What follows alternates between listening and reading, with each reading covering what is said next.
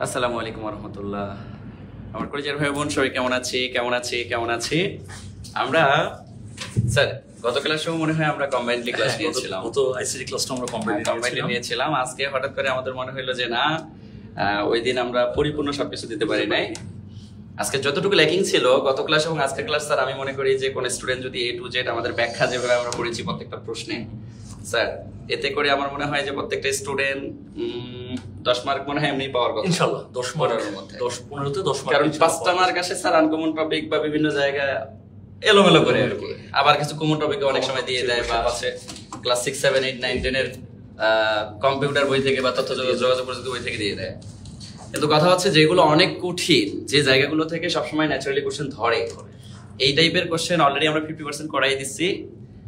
বাকি 50% কিন্তু আজকে রাখছি, কিন্তু ওই ক্লাসের সাথেও রিলেটেড কিছু টপিকও আজকে আমাদের থাকবে মানে যেগুলো থেকে 100% আসবেই।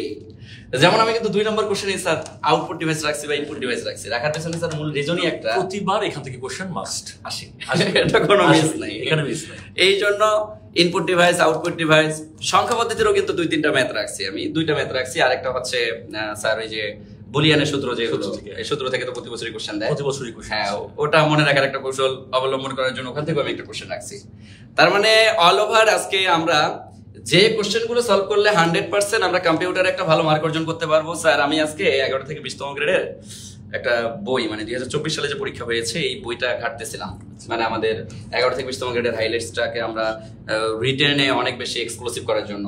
তো স্যার আমি একটা জিনিস দেখে সবচেয়ে বেশি অবাক হয়েছি, উল্টানোর পরে দেখতেছি প্রত্যেকটাতেই, মানে যে মন্ত্রণালয়ের জব পরীক্ষাগুলোতে মানে এমসিকিউ পরীক্ষাগুলো শুরুতে হয়, এমসিকিউ পরীক্ষাগুলোতে প্রত্যেকটা জব পরীক্ষায় স্যার আমরা গত ক্লাসে যে এমসিকিউ গুলো পড়াইছি ওগুলোই বারবার রিপিট করছে, মানে যেগুলো গুরুত্বপূর্ণ ওগুলোই বারবার রিপিট করে বিভিন্ন মন্ত্রণালয়ের পরীক্ষাগুলোতে দিচ্ছে। অনেক সময় 4টা কোশ্চেন দিচ্ছে কম্পিউটার থেকে, 3টা দিচ্ছে, 5টা দিচ্ছে, 7টা দিচ্ছে। আবার কম্পিউটার রিলেটেড বিশেষ করে ষাট লিপিকা যে পরীক্ষাগুলো, এই টাইপের পরীক্ষাগুলোতে কিন্তু কম্পিউটারে প্রচুর পরিমাণে কোশ্চেন থাকে। অথচ আমরা কম্পিউটারকে ধৈর্য মনে করি, না কম্পিউটারের মার্কটাকে ফালাই দিলাম, এটার দরকার নাই। কিন্তু আসলে যতটুকু মার্ক আসে এই মার্কটা যদি আমি অর্জন করতে পারি তাহলে তো আমার জবটা আমি নিশ্চিত করতে পারতেছি। কারণ স্যার জব মানেই তো হচ্ছে 2 থেকে 3 মার্কের মধ্যে কম্পিটিশন, বা 2 মার্কের জন্য 1 মার্কের মধ্যে কম্পিটিশন। তো যাই হোক স্যার, 11 থেকে 20তম গ্রেডে আসলে সবচেয়ে বড় চাকরির ক্ষেত্র কোনটা? সবচেয়ে বড় চাকরির ক্ষেত্র হচ্ছে 13তম গ্রেডের কম্পিউটার অপারেটর এবং 16তম গ্রেডের 60 মুদ্রাক্ষারী কাম কম্পিউটার অপারেটর। এই 2টা পোস্ট হচ্ছে সবচেয়ে গুরুত্বপূর্ণ, এবং এই 2টা পোস্টে যদি আপনি চাকরিতে জয়েন করেন, আপনি 10 বছরের মাঝে হয়ে যেতে পারবেন প্রশাসনিক কর্মকর্তা অথবা ব্যক্তিগত কর্মকর্তা, যেটা হচ্ছে 10ম গ্রেডের, এবং তার 10 বছরের মাঝে আপনি হয়ে যেতে পারবেন সহকারী সচিব। তো এই 2টা পদে কিন্তু সবচেয়ে বেশি লোক নিয়োগ হয়। তো এবং এই 2টা পদে কম্পিউটার সংক্রান্ত পদ, সেই কারণে এই 2টা পদে কিন্তু কম্পিউটার খুবই গুরুত্বপূর্ণ। Exactly sir. এখন অনেকে স্যার আসলে এই ধারণাগুলো না রাখার কারণে অনেকের মধ্যে হচ্ছে 11 থেকে 20তম গ্রেডে আসলে কোত্থেকে কোশ্চেন হয় স্যার। শুধু তাই না, আমি আরেকটা জিনিস দেখে অবাক হয়েছি, লিখিত যে পরীক্ষা স্যার, লিখিত পরীক্ষা পর্যন্ত হচ্ছে আপনার কম্পিউটার লিখিত পরীক্ষাও কম্পিউটার যুক্ত করছে। তার মানে আপনি কম্পিউটারকে ফালাই দেওয়ার মতো কোনো অপশন নাই। একটা সময় দেখবেন যে প্রত্যেকটা জব পরীক্ষার জন্য কম্পিউটার এমন একটা হিটিং সাবজেক্ট হিসেবে দাঁড়াবে, কারণ তথ্য প্রযুক্তি সম্পর্কে যদি আমাদের ধারণা না থাকে তাহলে আমি কিসের জব করি ভাই? আর তথ্য প্রযুক্তি সংক্রান্ত ধারণা না থাকা মানে আমার দেশ কখনো ডিজিটাল হবে না। আমাদের বাংলাদেশের স্বপ্ন, বাংলাদেশ সরকারের স্বপ্ন হচ্ছে 4র্থ শিল্প বিপ্লবে বাংলাদেশ নেতৃত্ব দিবে। তো যদি আমরা এই 4র্থ শিল্প বিপ্লবে নেতৃত্ব দিতে চাই তাহলে আমাদের অবশ্যই তথ্য প্রযুক্তিতে দক্ষ হতে হবে। এক্স্যাক্টলি। আদারওয়াইজ কিন্তু আমরা তথ্য প্রযুক্তিতে দক্ষ না হলে 4র্থ শিল্প বিপ্লব, আমরা দেখেন 4টা যে শিল্প বিপ্লব হচ্ছে তার মাঝে প্রথম শিল্প বিপ্লবে যখন জেমস ওয়াট বাষ্প ইঞ্জিন আবিষ্কার করলো, তখনই তো প্রথম শিল্প বিপ্লবের জন্ম। জেমস ওয়াটের বাষ্প ইঞ্জিন আবিষ্কার করার কারণে ইউরোপীয়রা বড়লোক হওয়া শুরু করলো, আর আমরা গরিব হওয়া শুরু করলাম, আমাদের মসলিন বিলুপ্ত হয়ে গেল। সেকেন্ড শিল্প বিপ্লব যেটা হচ্ছে বিদ্যুতের ব্যবহার, তো বিদ্যুৎ যখন ব্যবহার করা শুরু হলো তখন কিন্তু আমাদের হস্তশিল্প কুটির শিল্প ধ্বংস হয়ে গেল, আমরা ক্ষতিগ্রস্ত। ইউরোপিয়ানরা এখানে, আমাদের পাট শিল্প ধ্বংস হয়ে গেল, ইউরোপিয়ানরা সেখানে সমৃদ্ধি অর্জন করলো। তৃতীয় শিল্প বিপ্লব যেটা হচ্ছে কম্পিউটার। কম্পিউটার আসার পরেও কিন্তু আমাদের কর্মক্ষেত্র সংকুচিত হয়েছে, ইউরোপ আমেরিকা সম্প্রসারিত হয়েছে। খালি সম্প্রসারিত স্যার, ব্যাপক হারে সম্প্রসারিত। প্রতি সেকেন্ডে মনে হয় মিলিয়ন ট্রিলিয়ন ট্রিলিয়ন টাকা ইনকাম করতেছে, যেমন বিল গেটস, হ্যাঁ, ইলন মাস্ক। তো আমরা বা শ্রীলঙ্কার, আসলে আমি একটা আর্টিকেল পড়ছিলাম, তো শ্রীলঙ্কার যে ডেপ্ট ছিল 33 বিলিয়ন, তো সেই সরি ভুলে গেলাম সংখ্যাটা, সো 33 সামথিং। আর সেখানে ইলন মাস্কের সম্পত্তির পরিমাণ বাদ দিলাম, সে যে টুইটার কিনছে, সেই শ্রীলঙ্কার যে ডেপ্ট, শ্রীলঙ্কার যে ঋণ, তার 1.5 গুণ টাকা দিয়ে সে টুইটার কিনছে। চিন্তা করা যায়, চিন্তা করেন পুরো শ্রীলঙ্কার যে আসলে ঋণ, যার কারণে শ্রীলঙ্কা হাম্বানটোটা বন্দর চায়নাকে দিয়ে দিছে, তো সেই সমগ্র ঋণের 1.5 গুণ টাকা দিয়ে টুইটার কিনে ফেলছে ইলন মাস্ক। তো এই হচ্ছে অবস্থা। তো চলেন আমাদের ক্লাসটা আমরা আজকে শুরু করতে পারি। তার আগে স্যার আমি সবাইকে একটা জিনিস রিকোয়েস্ট করব, সেটা হচ্ছে কলেজের ভাই বোন, আজকে যারা আমরা ক্লাসে ইতিমধ্যে জয়েন করেছি, আমরা চাই সবাই মিলে আমরা ক্লাসটাকে এনজয় করি। যারা আপনার বিসিএস পরীক্ষার্থী, বিশেষ করে যারা 26 তারিখে পরীক্ষায় অংশগ্রহণ করবে, তাদেরকে একটু মেনশন করবেন যাতে করে সবাই উপকৃত হয়। 1 2 নাম্বার হচ্ছে ভাই কৃতজ্ঞতার জায়গা থেকে এটা করবেন। আর যারা এখনো শেয়ার করে নেই, অবশ্যই শেয়ার করব, কারণ জব মেডিসিনের প্রতিটি ক্লাস অনেক এক্সক্লুসিভ হয়। আপনি যদি আপনার টাইম লাইনে শেয়ার করে রাখেন, কোনো কারণে 1টা 2টা 4টা এমসিকিউ আপনার যদি মিসিং হয় ইন্টারনেটের কারণে বা নেটওয়ার্ক জনিত সমস্যার কারণে, সেক্ষেত্রে আপনি কিন্তু পরের ট্রেনে আবার দেখতে পারবেন। সো অবশ্যই টাইম লাইনে শেয়ার করবেন, অথবা আপনি যদি কোনো গ্রুপে যুক্ত থাকেন সেগুলোতে শেয়ার করবেন। বন্ধু শুভাকাঙ্ক্ষী যারা আছে তাদেরকে অবশ্যই মেনশন করবেন। এবং সোহাগ সাহেব, আজকে তুমি মার্ক করো যারা সর্বোচ্চ মেনশনকারীর মধ্যে একজন থাকবেন এবং সর্বোচ্চ শেয়ারকারীর মধ্যে স্যার যারা একজন থাকবেন, তাদের 2 জনকে আজকে আমরা ক্যারিয়ার প্লাস অর্থাৎ নাসির স্যারের একটা বই গিফট হিসেবে প্রদান করব। সো সর্বোচ্চ শেয়ারকারী এবং সর্বোচ্চ মেনশনকারী কিন্তু আজকে আমাদের পেয়ে যাবেন নাসির স্যারের নাদুস নাদুস কিউট যে বই, সে বইটা কিন্তু আপনারা পেয়ে যাবেন। সো বইটা পেতে গেলে অবশ্যই আপনাকে কি করতে হবে? শেয়ার করতে হবে, সাথে মেনশন করতে হবে। সর্বোচ্চ মেনশনকারী একজন পাবেন, সর্বোচ্চ শেয়ারকারী একজন বইটা পাবেন। সো স্যার, আমরা মনে হয় আস্তে ধীরে শুরু করতে পারি নাকি? শুরু করতে পারি। যারা শেয়ার করেন নাই শেয়ার করেন। সর্বোচ্চ শেয়ারকারী কতগুলো শেয়ার করছেন এটার স্ক্রিনশট আমরা নিয়ে রাখবো, যাকে আমরা দেখবো সর্বোচ্চ শেয়ার করেছেন, এবং একটু প্রমাণ দিতে হবে ভাই, খালি শেয়ার করছি বললে শেয়ার করলেন না, এটা হবে না। সো প্রথম কোশ্চেনটা মনে হয় স্যার আপনার দিয়ে শুরু হবে। আমাদের কিন্তু ফ্রি ক্লাসের একমাত্র মোটিভেশন হচ্ছে আপনাদের উপস্থিতি। আপনারা যত বেশি উপস্থিত থাকবেন, আমাদের ভেতর থেকে তত বেশি উজাড় করে দেওয়ার ক্ষমতাটা বাড়বে। তো আমাদের ফ্রি ক্লাসের মোটিভেশন জাস্ট আপনার উপস্থিতি। তো আমরা প্রথম কোশ্চেনটা দেখি, এটা সম্ভবত আমার কোশ্চেন। Exactly sir. আচ্ছা, তাহলে এই কোশ্চেনটা দিয়ে আমরা শুরু করি। এটা হচ্ছে 45তম বিসিএস এর কোশ্চেন, অর্থাৎ যারা 46তম বিসিএস প্রত্যাশী, আপনাদের ঠিক ইমিডিয়েট সিনিয়র ব্যাচ এই কোশ্চেনটা ফেস করে আসছে। চলেন দেখি এই কোশ্চেনটা কি বলছে। কোশ্চেনটা হচ্ছে, নিচের কোনটি স্পাই ওয়্যারের উদাহরণ? স্পাই ওয়্যারের উদাহরণ কোনটি? এখন ব্যাপার যেটা, সেটা হচ্ছে আমাকে প্রথমে ভাইয়া আপনারা উত্তর দেন, যারা পারবো তারা কিন্তু অবশ্যই আনসার দিব। স্পাই ওয়্যারের উদাহরণ কোনটি? এখন ভাইয়া আমাদের কিন্তু জানতে হবে যে স্পাই ওয়্যার সম্পর্কে অন্তত কিছুটা। স্পাই ওয়্যার কি? ভবিষ্যতে আমাকে কি কোশ্চেন করতে পারে না যে স্পাই ওয়্যার কি? আমরা বলবো স্পাই ওয়্যার হচ্ছে একটা ক্ষতিকর সফটওয়্যার। স্পাই ওয়্যার কি? আমার আনসার হবে স্পাই ওয়্যার হচ্ছে ক্ষতিকর সফটওয়্যার। স্পাই ওয়্যার হচ্ছে ক্ষতিকর সফটওয়্যার। ক্ষতিকরের ইংরেজি শব্দ হচ্ছে ম্যালিশিয়াস। তো সেই ম্যালিশিয়াস সফটওয়্যার, সেটাকে সংক্ষেপে বলা হয়, ম্যালিশিয়াস থেকে ম্যাল শব্দটা নিবেন, সেখান থেকে সংক্ষেপে বলা হয় ম্যালওয়্যার। ম্যালওয়্যার। তাহলে স্পাইওয়্যার হচ্ছে একটা ক্ষতিকর সফটওয়্যার বা ম্যালওয়্যার। এই ব্যাটা কি কাজ করে চলেন জানি। এই ব্যাটার প্রথম কাজ নাম শুনেই বুঝতেছেন, সে গুপ্তচর বৃত্তি করে, স্পাইং করে। তাহলে তার প্রথম বৈশিষ্ট্য হচ্ছে সে অদৃশ্য। কেউ যদি আপনার সামনে বসে থাকে, সে যদি গুপ্তচর বৃত্তি করে, আপনি তো তাকে ধরে ফেলবেন। তাহলে তার প্রথম বৈশিষ্ট্য হচ্ছে অদৃশ্য। অদৃশ্যভাবে সে ক্ষতি করবে। আপনি যখন মোবাইলে একটা সফটওয়্যার ইনস্টল করেন, আপনি দেখতে পান ফেসবুক দেখা যাচ্ছে, আপনি কিন্তু দেখতে পান আপনার মোবাইলে অপেরা মিনি আছে, আপনি দেখতে পাচ্ছেন। কিন্তু যখন কোনো স্পাইওয়্যার আপনার কম্পিউটারে প্রবেশ করবে, আপনি কিন্তু দেখতে পাবেন না, কারণ সে অদৃশ্য। অদৃশ্য থেকে সে কি করবে? অদৃশ্য থেকে তার কাজটা হচ্ছে সে আপনাকে তদারকি করবে, আপনাকে মনিটর করবে, আপনার সাথে গুপ্তচর বৃত্তি করবে। এই দুইটা কাজ যেই সফটওয়্যার করে, সেই সফটওয়্যারটাকে বলা হয় স্পাইওয়্যার। এখন স্যার আমার কাছে জিজ্ঞেস করছিল 45তম বিসিএস এ স্পাইওয়্যারের উদাহরণ কোনটা? আপনি জানেন অ্যাভাস্ট হচ্ছে একটা অ্যান্টিভাইরাস। আপনি জানেন নর্টন একটা অ্যান্টিভাইরাস, আপনি জানেন ক্যাসপারস্কি হচ্ছে একটা অ্যান্টিভাইরাস, তাহলে আপনি অবশ্যই বুঝে ফেলছেন যে স্পাইওয়্যার হচ্ছে আমাদের কিলগার। এখন শুধু কিলগার জানলে কি ভাই আমার কাজ হবে? আরো কিছু জানতে হবে। কিলগার তো এইবার পরীক্ষায় আসছে, ফিউচারে স্যার তো আমাকে একটু ঘুরায় দিবে, তাহলে আমাকে আরো কয়েকটা অন্তত স্পাইওয়্যার সম্পর্কে জানতে হবে। স্পাইওয়্যার 45 এ আসছে স্যার, আপনি একটা জিনিস লক্ষ্য করছেন কিনা, কম্পিউটারের একটা সবচেয়ে বড় দিক হচ্ছে যে জায়গা থেকে কোশ্চেন ধরা শুরু করে সেই জায়গা থেকে আসতেই থাকে। তার মানে এই জায়গা থেকে আবার আসবে এবং তার প্রমাণ আমরা আজকে দিব। কারণ আমরা 45, 44, 43-এ যাবো, তো আপনি নিজেই প্রমাণ পাবেন। তাহলে দেখেন, এই যে স্পাইওয়্যার, তার একটা এক্সাম্পল হচ্ছে কিলগার। আমরা আরো একটা এক্সাম্পল জানি, সবচেয়ে পপুলার এক্সাম্পল এখন বর্তমানে সবচেয়ে বেশি চলতেছে যেটা, সেটা হচ্ছে পেগাসাস। আপনারা অনেকেই জানেন ইসরায়েলের নির্মিত এই পেগাসাস সফটওয়্যারের কথা, স্পাইওয়্যারের কথা। পেগাসাস এত খারাপ, সে কি করে জানেন? আপনার মোবাইলের এই ক্যামেরাটা অন রাখে, ফ্রন্ট ক্যামেরাটা অন রাখে, অডিওটা অন রাখে, আপনি কোথায় যাচ্ছেন, কার সাথে কথা বলতেছেন, কি বলতেছেন, কি ছবি তুলতেছেন, সবকিছু সে মনিটর করে। তাহলে পেগাসাস হচ্ছে একটা স্পাইওয়্যারের উদাহরণ। আরো যে একটা জানি, পেগাসাস তো খুবই ফেমাস। আরো যে একটা যদি জানি আমরা, ফোন স্পাই, এটা অবশ্য নাম শুনে বোঝা যাচ্ছে স্পাই। ফোন স্পাই, সে আপনার ফোনটাকে স্পাইং করতেছে। ফিন স্পাই, এটাও একটা বিখ্যাত। স্যার এখানে স্পাই থেকেই বোঝা যায় যে আসলে বোঝা যাচ্ছে এরা ক্ষতিকারক এবং স্পাইওয়্যার। তারপর আমরা যদি আরো বলি, হকাই। আপনারা কিন্তু হকাইয়ের সাথে পরিচিত। এই যে আমরা ক্রিকেট ম্যাচ দেখি, এই যে আপনারা ডিআরএস দেখেন, এই ডিআরএস নিয়ন্ত্রণকারী একমাত্র সংস্থার নাম কিন্তু হকাই।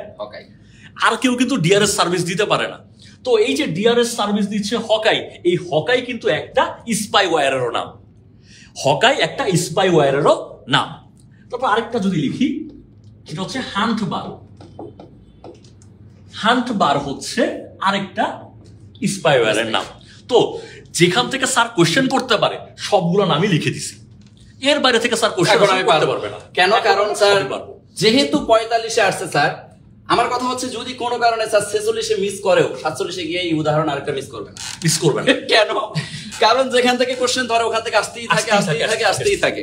সো কলিজার ভাই বোন, আমরা আমাদের অ্যানালাইজ থেকে আমরা বলতেছি, আমরা এই ব্যাপারগুলো নিয়ে যেহেতু আমরা থিসিস করছি, অ্যানালাইজ করছি, বা কোন জায়গা থেকে কিভাবে কোশ্চেন আসে, সো আমরা যেভাবে বলতেছি এই জিনিসগুলোকে একটু ফোকাস করেন। আজকে আমরা কোশ্চেনের মধ্যে দেখবেন এমন কিছু জিনিস নিয়ে আলোচনা করতেছি। এটা প্রথম প্রশ্ন স্যার 45 থেকে কেন রাখছে, যেন 46-এ কোনো কারণে উদাহরণটা যদি চেঞ্জ করে দেয় আপনি পারেন উদাহরণটা চেঞ্জ করে দিবে শুধু। এখন আপনি নিশ্চিতকরণে পাবেন এই যে স্পাই থেকে শুধু মনে রাখবেন, স্পাই থেকে কিন্তু স্যার দুটো উদাহরণ মনে রাখা যায়। শেষে স্পাই থাকলেই হচ্ছে। তারপরে স্পাইওয়্যার জিনিসটা কি আমরা বুঝলাম, তার বৈশিষ্ট্য কি সেটাও বুঝলাম। এখন স্যার কোত্থেকে কোশ্চেন করবে? আমরা পারবো, আর কেউ পারবো না। ওকে, পরের কোশ্চেনে যেতে পারি। ওয়াও, এটা হচ্ছে স্যারের কোশ্চেন। আমি একটু আলোচনা করি।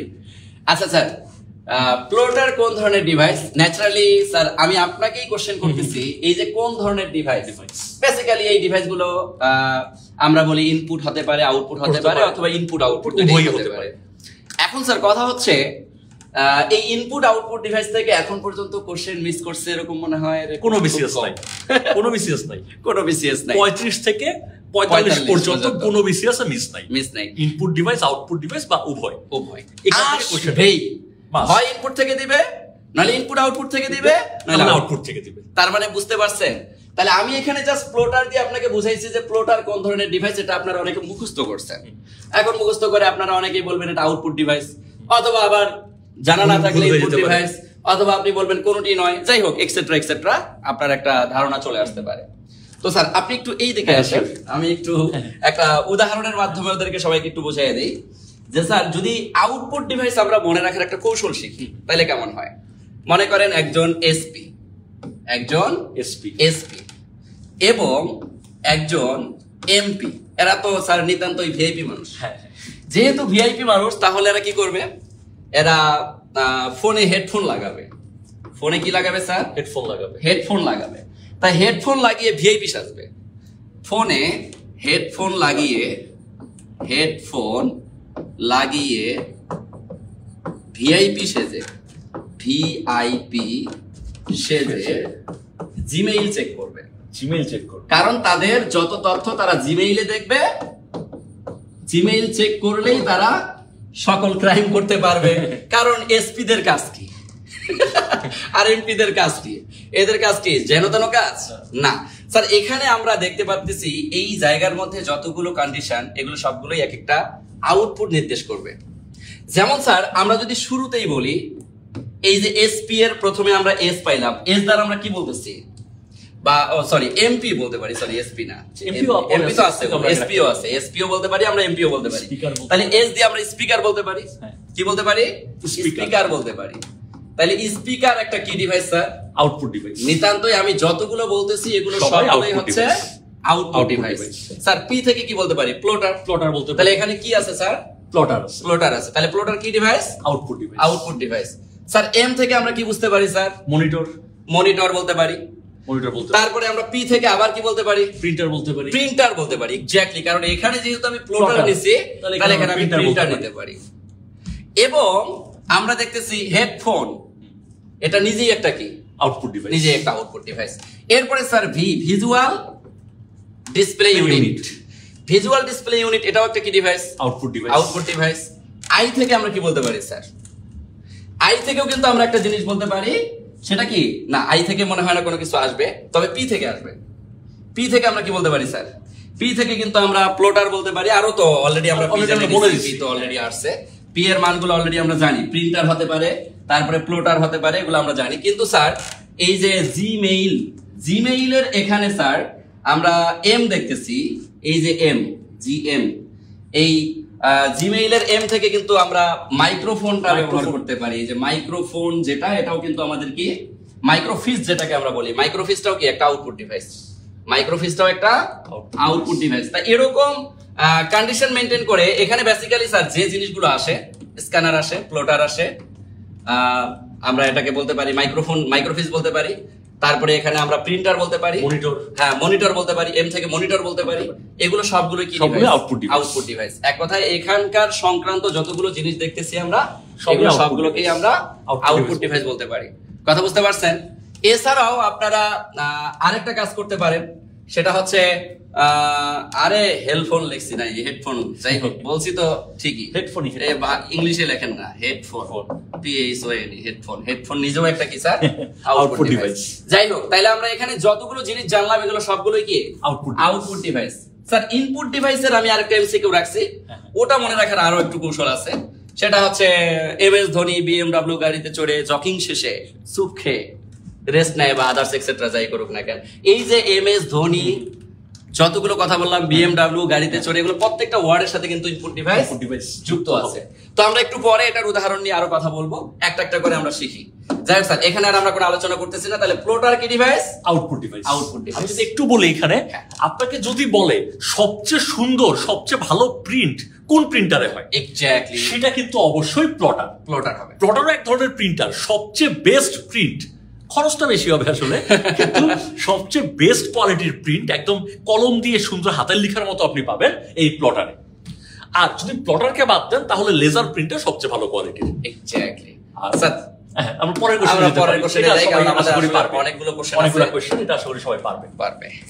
এখন আমাদেরকে বলতেছে এই যে নিচের কোনটি ALU এর আউটপুট রাখার জন্য ব্যবহৃত হয়।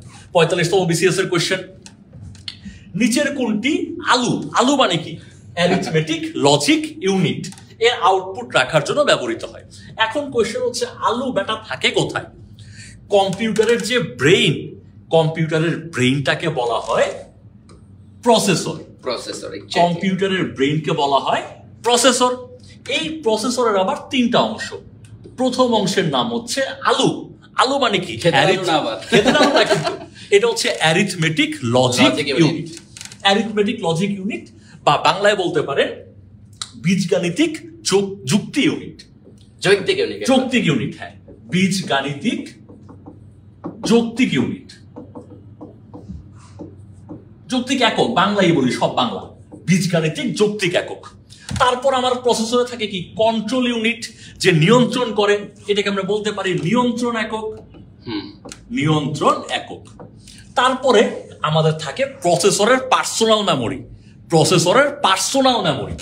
অনেক মেমোরি আমার কম্পিউটারে আছে, কিন্তু এই যে প্রসেসর বাটার যে পার্সোনাল মেমোরি, সেই মেমোরিটাকে বলা হয় রেজিস্টার, সেই মেমোরিকে বলে রেজিস্টার। এখন ভাইয়া আপনি যখন কোনো বীজগণিতিক কাজ করেন, বীজগণিতিক কাজ কি, ধরেন 3 আর 4 যোগ করবেন, 3 আর 4 যোগ করার সময় এই 3 আর 4-কে হয় যারা আমার মতো কম মেধাবী তারা রাখেন খাতায়, আর যারা বেশি মেধাবী তারা রাখেন মাথায়। কিন্তু 3 আর 4-কে যোগ করার জন্য কোথাও না কোথাও তো রাখতে হবে। আমি রাখতেছি বোর্ডে, মেধাবীরা রাখতেছে মাথায়, আর কম্পিউটার রাখতেছে হচ্ছে রেজিস্টারে। তাহলে 3 আর 4-কে যে যোগ করবেন, যোগ করার আগে তাকে কই রাখবেন? রেজিস্টারে রাখবেন এই 3 আর 4-কে। এরপর 3 আর 4-কে যোগ করবেন না, যোগ করার কাজটা করে হচ্ছে অ্যারিথমেটিক লজিক ইউনিট, অর্থাৎ যৌক্তিক দিয়ে সে কাজটা করে। 3 আর 4-কে যোগ করলে কত হয়? 7 হয়। এই যে যোগফল 7, এই 7-কে সে কোথায় রাখে? 7-কেও রাখে সে রেজিস্টারে। 7-কে প্রাথমিকভাবে সে রেজিস্টারে রাখলো, যখন যোগ করে 7 হয়ে গেল রেজিস্টারে রাখলো, রাখা শেষ হলে তারপর সে এটাকে পাঠায় দেয় আউটপুট ডিভাইসে। সেটা হতে পারে মনিটর, হতে পারে সেটা প্রিন্টার, হতে পারে স্পিকার, বলবে 7 স্যার ইওর রেজাল্ট ইজ 7, সেটা বলবে। কিন্তু এই যে দেখেন আমার কোশ্চেনটা কি, নিচের কোনটি অ্যারিথমেটিক লজিক ইউনিটের আউটপুট রাখার জন্য ব্যবহৃত হয়? তাহলে আউটপুটটা রাখবে কোথায়? রেজিস্টারে। এই যে 7টা হচ্ছে আমার আউটপুট, তাহলে এটা রেজিস্টারে যুক্ত হয়েছে, থাকবে সে রেজিস্টার। আপনাকে কিন্তু ঘুরায় কোশ্চেন করতে পারে যে প্রসেসিং এর আগে বা কম্পিউটার কোনো কাজ করার আগে ইনপুট গুলাকে সাময়িকভাবে কোথায় রাখে? প্রসেসিং এর আগেও রাখে রেজিস্টারে, প্রসেসিং এর পরেও রাখে রেজিস্টারে। ইনপুট হিসাবেও রেজিস্টারকে রাখবে, আউটপুট হিসাবেও রেজিস্টারকে রাখবে। তাহলে থাকবে কোথায়? রেজিস্টারে থাকবে। এই হচ্ছে আমাদের কোশ্চেন। এই কোশ্চেন, এই যে কোশ্চেনটা আপনি ব্যাখ্যা করলেন, এটা হয়তোবা তারা ভাবতেছে 45তম বিসিএস এর জন্য গুরুত্বপূর্ণ। আমি যদি বলি স্যার এই যে ALU, এটা আসলে কি? যৌক্তিক বা হচ্ছে যাই হোক বীজগণিতিক যৌক্তিক ইউনিট বা যৌক্তিক ইউনিট একক। এরপরে CU বা হচ্ছে এই যে নিয়ন্ত্রণ একক বা নিয়ন্ত্রণ ইউনিট, এই জিনিসগুলো যে ব্যাংক জব পরীক্ষায় কি কত পরিমাণ আসছে, আবার ALU এর পূর্ণরূপ, এগুলো হর হামেশাই প্রতিটা পরীক্ষায় কোনো না কোনো ভাবে চলে আসে। তার মানে দেখেন, একটা প্রশ্ন পড়লাম, একটা প্রশ্ন থেকে আমরা কতগুলো ব্যাখ্যা পাইলাম। এখন এই প্রশ্নটাই আবার বলতে পারে নিচের কোনটি ALU এর ইনপুট আউটপুট রাখার জন্য ব্যবহৃত হয়? কোনটি আসতে পারে। কারণ আমার এই যে 3 আর 4 এটা ইনপুট ছিল, ইনপুটটাও আমার রেজিস্টারে আছে, 7 আউটপুট এটাও আমার রেজিস্টারে আছে। কথা বুঝতে পারছেন? তাহলে এক ঢেলে দুই পাখি আপনার। 3 আর 4-কে 7 বানাচ্ছে কে? বানানোর কাজটা করতেছে হচ্ছে আলু, যুক্তি দিয়ে সে কাজটা করতেছে। তাহলে এই যে দেখেন কোশ্চেনের প্যাটার্ন গুলো আমরা বুঝতেছি, এগুলোই আসবে ভাইয়া। স্যার পরের কোশ্চেনে কি আমরা যেতে পারি? হ্যাঁ, পরের কোশ্চেনে আমরা অবশ্যই যেতে পারি। পরের কোশ্চেনটা স্যার আপনার। ওয়াও স্যার, অ্যামেজিং একটা কোশ্চেন। আমি একটু এই সাইডে আসতে দিলে, যাই হোক কলেজের ভাই বোন, এই জায়গা থেকে কিন্তু হর হামেশাই কোশ্চেন আসে স্যার, আসে না স্যার? হ্যাঁ, নিয়মিত হর হামেশাই কোশ্চেন আসে, বিশেষ করে ব্যাংক জব পরীক্ষা, প্রতি ব্যাংক জবে এখান থেকে একটা কোশ্চেন ধরেই। সো কলেজের ভাই বোন, এখনো যারা আমরা ক্লাসে রিঅ্যাকশন ইউজ করতেছি না, রিঅ্যাকশন ইউজ করি, কারণ আমরা এতগুলো স্টুডেন্ট ক্লাস করতেছি কিন্তু রিঅ্যাকশন ইউজ হইছে মাত্র কয়টা? দেখেন স্যার, এটা খুবই খারাপ। ক্লাসে রিঅ্যাকশন ইউজ করব, পাশাপাশি সর্বোচ্চ শেয়ারকারী কিন্তু আমরা বই পেয়ে যাব এবং সর্বোচ্চ মেনশনকারীও বই পেয়ে যাব। সর্বোচ্চ শেয়ার এবং সর্বোচ্চ মেনশন করতে হবে। স্যার এখানে কি আমরা একটা তথ্য জানবো না সবগুলো তথ্য জানবো? আমরা সবগুলো তথ্যই জানতে চাই স্যার। তাহলে সবগুলো তথ্য যদি আমরা জানতে চাই স্যার, তাইলে আমরা যদি বলি স্পিডের দিক থেকে সবচেয়ে কম স্পিড মনে হয় আমরা কেবি কে বলি নাকি? হ্যাঁ, বলতে পারি। আচ্ছা, কেবি কে বলতে পারি এই সাপেক্ষে। আচ্ছা, 1 কেবি সমান সমান যদি আমরা বলি, তাইলে আমরা কত বলতে পারি স্যার? 1024 কি বলতে পারি? বিট বলতে পারি। আমরা স্মল বি লিখতে, অথবা বিপিএস বলতে পারি। BPS, bit per second. Sir এখন কেবি থেকে বড় কি? 1 এমবি, এমবিপিএস বলতে পারি আমরা। এটাকে আমরা বলতে পারি কেবিপিএস, কিলোবিট পার সেকেন্ড। এখন 1 কিলোবিট পার সেকেন্ড সমান সমান 1024 বিট পার সেকেন্ড। এখন কথা হচ্ছে আমার কেবির থেকে স্পিডের দিক থেকে বেশি কে? এমবি। আমরা কথা বলি না, আরে আমার তো স্পিড কম, তার মানে কেবিতে স্পিড চলতেছে। আর যখন আমরা বলতেছি না, আরে আমি ভিডিওটা স্মুথলি দেখতেছি, তার মানে এমবিতে চলতেছে। এখন 1 এমবি সমান সমান আমরা বলতে পারি কত স্যার? 1024 kbps, kbps. এখন স্যার আমরা যখন বলি আমার মোবাইলে ইন্টারনেট নাই, নেট নাই, 1 জিবি লোড দিয়ে দে, তার মানে এমবির থেকেও বড় জিবি। এক্স্যাক্টলি।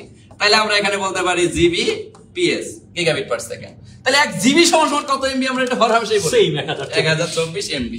তাহলে 1024 এমবি পিএস। স্যার জিবি থেকেও বড় জিনিস আছে। তাহলে জিবি থেকেও বড় জিনিস হচ্ছে টিবি নাকি স্যার? টিবিপিএস, টেরাবিট per second. তাহলে 1 টেরাবিট পার সেকেন্ড সমান সমান কত GB? 1024 GB PS. Sir TB থেকেও বড় জিনিস আছে পেটাবিট পার সেকেন্ড। তাহলে আমরা 1 পিবিপিএস বলতে পারি, পেটাবিট পার সেকেন্ড। তাহলে 1 পেটাবিট পার সেকেন্ড সমান সমান কত টেরাবিট পার সেকেন্ড বলা যায়? ওই একই জিনিস 1024 টেরাবিট পার সেকেন্ড পিএস। আরো আছে যেটা বেটা, মানে ওগুলোর দিকে আমরা যাচ্ছি না, এতটুকুর মধ্যেই লিমিটেড থাকাটাই। আমরা এখন ওই টেরা পর্যন্তই আসি, আর পেটা হচ্ছে আমাদের ভবিষ্যৎ, আর জিটা টিটা এগুলো আমাদের এগুলো দরকার নেই। তাহলে স্যার এই জায়গাগুলো থেকেই এখন স্যার এই কোশ্চেনটা করছে 36তম বিসিএস যে নিচের কোনটি সঠিক? 1 কিলোবাইট সমান সমান 1024 বাইট বলা যায়। এখন কথা হচ্ছে এই জায়গাটা এবার চেঞ্জ করে দিতে পারে না? দিতে পারে। আমাকে কি বলতে পারে না 1 জিবি সমান সমান কত? হ্যাঁ, এটাই ব্যাংকে আসছে। তাইলে এটা ব্যাংক অফ কোশ্চেন। তাহলে এইভাবে আমার হর হামেশাই কোশ্চেন আসবে কলিজার ভাই বোন। তাহলে দেখেন একটা কোশ্চেন থেকে আমরা কিন্তু 1 2 3 4 5টা তথ্য জানলাম, যে তথ্যগুলো হর হামেশাই আমার, এই যেমন এখানে 1 মেগাবাইট বলছে। স্যার 1 মেগাবাইট সমান সমান আমরা কি 1024 বাইট বলবো? না, এখানে একটা জিনিস মিসিং। মেগাবাইট মানে হচ্ছে এমবি কে আমরা যাকে বলতেছি। দেখ এমবি সমান সমান 1024 কিলোবাইট পার সেকেন্ড, তার মানে মিলতেছে না। আর 1000 তো এটা হবেই না।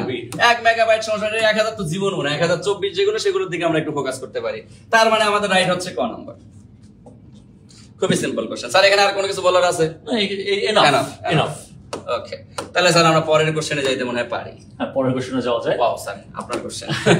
পরের কোশ্চেনে যদি আমরা দেখি, এটাও দেখেন 45তম বিসিএস এর কোশ্চেন। ওকে, 45তম বিসিএস এর কোশ্চেনটা কি যদি আমরা একটু দেখি, এইখানে আমাদেরকে বলছে একটা কম্পিউটার নেটওয়ার্কে, তার মানে একটা কম্পিউটার নেটওয়ার্কে একটা ল্যানের একাধিক ডিভাইসকে একটা ওয়েনের সাথে সংযুক্ত করে এমন ডিভাইস কোনটি?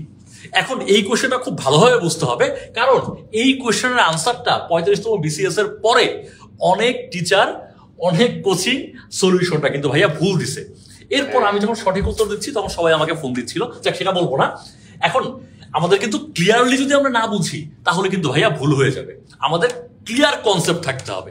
ফার্স্ট কথা হচ্ছে কম্পিউটার নেটওয়ার্ক আবার কি জিনিস? কম্পিউটার নেটওয়ার্ক হচ্ছে একাধিক কম্পিউটারকে আমি যখন পরস্পরের সাথে যুক্ত করলে যা হবে সেটাই নেটওয়ার্ক।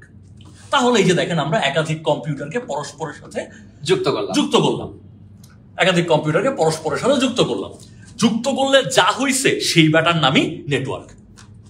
তাহলে দেখেন ল্যান কি জিনিস? একাধিক নেটওয়ার্কে একটি ল্যান। তাহলে একটা ল্যান হচ্ছে একটা নেটওয়ার্ক, এবং সেই নেটওয়ার্কটাকে ল্যান কেন বলতেছি? কারণ হচ্ছে এই কম্পিউটারগুলোর মাঝখানকার দূরত্ব 1 কিলোমিটার বা তার কম। সেই জন্য এই নেটওয়ার্কের নাম হচ্ছে ল্যান, লোকাল এরিয়া নেটওয়ার্ক। তাহলে এই যে ল্যানের একাধিক ডিভাইসকে, তার মানে ল্যানের ভেতরে একাধিক ডিভাইস আছে, সেই ডিভাইসকে একটা ওয়েনের সাথে সংযুক্ত করা, ওয়াইড এরিয়া নেটওয়ার্ক একটা ওয়েন। তার মানে ওয়েন বেটা কিন্তু আরেক নেটওয়ার্ক। এই যে দেখেন আরেকটা নেটওয়ার্ক, এই ব্যাটারা হচ্ছে বেশি দূরে অনেক দূরে, তারা 375 কিলোমিটারের চেয়েও বেশি দূরে। সেই জন্য এই নেটওয়ার্কের নাম হচ্ছে ওয়েন, আর এই নেটওয়ার্কের নাম হচ্ছে ল্যান। একাধিক কম্পিউটার যুক্ত, কাছাকাছি যুক্ত, 1 কিলোমিটারের মাঝে যুক্ত, সেই জন্য এই নেটওয়ার্কের নাম হচ্ছে ল্যান। আর এটা আরেকটা নেটওয়ার্ক, এই ব্যাটার নাম ওয়েন, কারণ এরা পরস্পরের সাথে যুক্ত কিন্তু দূরে যুক্ত, সেই জন্য ওয়েন। এখন স্যারের কোয়েশ্চেনটা কি? স্যারের কোয়েশ্চেনটা হচ্ছে এই ল্যানের ডিভাইসকে বা একাধিক ডিভাইসকে ওয়েনের সাথে যুক্ত করা। তাহলে ল্যানকে আমরা ওয়েনের সাথে যুক্ত করতেছি। দেখেন ভাইয়া, ল্যান একটা নেটওয়ার্ক, ওয়েন আরেকটা নেটওয়ার্ক, তার মানে আমি একাধিক নেটওয়ার্ককে যুক্ত করব। পয়েন্ট এখানে কি? পয়েন্ট হচ্ছে আমি একাধিক নেটওয়ার্ককে যুক্ত করব, একসাথে করতে যাচ্ছি। একাধিক নেটওয়ার্ককে একসাথে করার জন্য আমার কাছে অপশন 2টা। ফার্স্ট অপশন হচ্ছে রাউটার। একাধিক নেটওয়ার্ক, 2টা ভিন্ন নেটওয়ার্ক, তাদেরকে যুক্ত করার জন্য ফার্স্ট চয়েস কি আমার? রাউটার। আর সেকেন্ড চয়েস হচ্ছে গেটওয়ে। গেটওয়ে দিয়ে করা যাবে। আমি 2টা ভিন্ন নেটওয়ার্ককে আইদার রাউটার দিয়ে যুক্ত করব অথবা গেটওয়ে দিয়ে যুক্ত করব। এখন রাউটারটাই, কখন রাউটার কখন গেটওয়ে, এটা আমাকে একটু বুঝতে হবে, পার্থক্যটা বুঝতে হবে। আমি রাউটার দিয়ে তখন যুক্ত করব যখন নেটওয়ার্ক 2টার নিয়ম কানুন সেম। নিয়ম কানুনকে বলা হয় প্রোটোকল। এই দুইটা নেটওয়ার্কের প্রোটোকল যদি সেম হয়, প্রোটোকল যদি সেম হয় তাহলে আমরা যুক্ত করব রাউটার দিয়ে। আর যদি দেখি এই ব্যাটারা যেসব নিয়ম মানে এই ব্যাটারা ওইসব নিয়ম মানে না, ভিন্ন নিয়ম মানে, তখন আমরা দুইটা ভিন্ন নেটওয়ার্ক তাদেরকে যুক্ত করব কি দিয়ে? গেটওয়ে দিয়ে। তাহলে ভিন্ন প্রোটোকল, যখন নিয়ম কানুন বা প্রোটোকল ভিন্ন তখন দুইটা নেটওয়ার্কে যুক্ত করব হচ্ছে গেটওয়ে দিয়ে, আর নিয়ম কানুন সেম হলে যুক্ত করব রাউটার দিয়ে। এই হচ্ছে পুরা ফ্যাক্টটা। এখন আমরা দেখতে পাচ্ছি একটা কম্পিউটার নেটওয়ার্কের একটা ল্যানের একাধিক ডিভাইস, তার মানে জিনিসটা ল্যানের ভেতরের ডিভাইস, তার মানে জিনিসটা ল্যানের মধ্যেই আছে। একটা ওয়েনের সাথে যুক্ত করব, তার মানে ল্যানের কিছু অংশকে, তার মানে ল্যানটাকে যুক্ত করব ওয়েনটার সাথে। তাহলে দুইটা ভিন্ন নেটওয়ার্কে যুক্ত করব। দুইটা ভিন্ন নেটওয়ার্কে যুক্ত করার জন্য চয়েস কি আছে? রাউটার আর গেটওয়ে। যদি প্রোটোকল সেম হয় রাউটার, প্রোটোকল ডিফারেন্ট হলে গেটওয়ে। প্রোটোকলের কথা তো আমাকে বলে নাই, তার মানে আমি কনফিউজ রাউটার না গেটওয়ে। স্যার আমার কনফিউশন রাখতে দিচ্ছে না। স্যার বলছে গেটওয়ে তো নাই, তুমি কেন কনফিউজড? তোমার চয়েস হচ্ছে রাউটার, তুমি কেন কনফিউজড হবা? প্রোটোকলে আমি কথা বলিও নাই, গেটওয়ে চয়েসও দেই নাই, তোমার চয়েস হচ্ছে রাউটার। বাকিগুলো নিয়ে একটু কথা বলি। ওয়েব সার্ভার, কারণ স্যার এই ওয়েব সার্ভার থেকে কিন্তু প্রচুর কোশ্চেন আসে। এখন কথা হচ্ছে ওয়েব সার্ভারটা আবার কি জিনিস? সার্ভার মানে একটা কম্পিউটার, বৃহত্তম কম্পিউটার, যেই কম্পিউটার মানুষকে সেবা দিয়ে বেড়ায়। আপনার মনে করেন আলম বসের গান শুনতে মন চাইছে, হিরো আলমের, আপনি গান কোথায় শুনবেন? সার্চ করেন, সার্ভারে আছে। তো সার্ভারের কাজ হচ্ছে মানুষকে সার্ভিস দিয়ে বেড়ানো। বিশাল বিশাল মেইন ফ্রেম কম্পিউটার, বিশাল বিশাল কম্পিউটার মানুষকে সার্ভিস দিয়ে বেড়ায়। এখন একাধিক নেটওয়ার্ককে ল্যান আর ম্যান ওয়েনকে যুক্ত করতে তো আপনি সার্ভার কম্পিউটার লাগবে না, দরকার নেই, কোনো দরকার নাই। ব্রিজ আর হাব হইল ফ্যাক্ট। এই যে দেখেন এই কম্পিউটারগুলো পরস্পরের সাথে যুক্ত না, এই কম্পিউটারগুলো পরস্পরের সাথে যুক্ত না, এদেরকে যুক্ত করার জন্য আমাদের দরকার ব্রিজ। আচ্ছা সরি, একটু ভুল বলতেছি। এই কম্পিউটারগুলোকে আমাদের যুক্ত করার জন্য দরকার হচ্ছে হাব। তাহলে কম্পিউটারগুলোকে যুক্ত করে নেটওয়ার্ক বানানোর জন্য দরকার হবে হাব। একাধিক কম্পিউটারকে কি দিয়ে যুক্ত করব?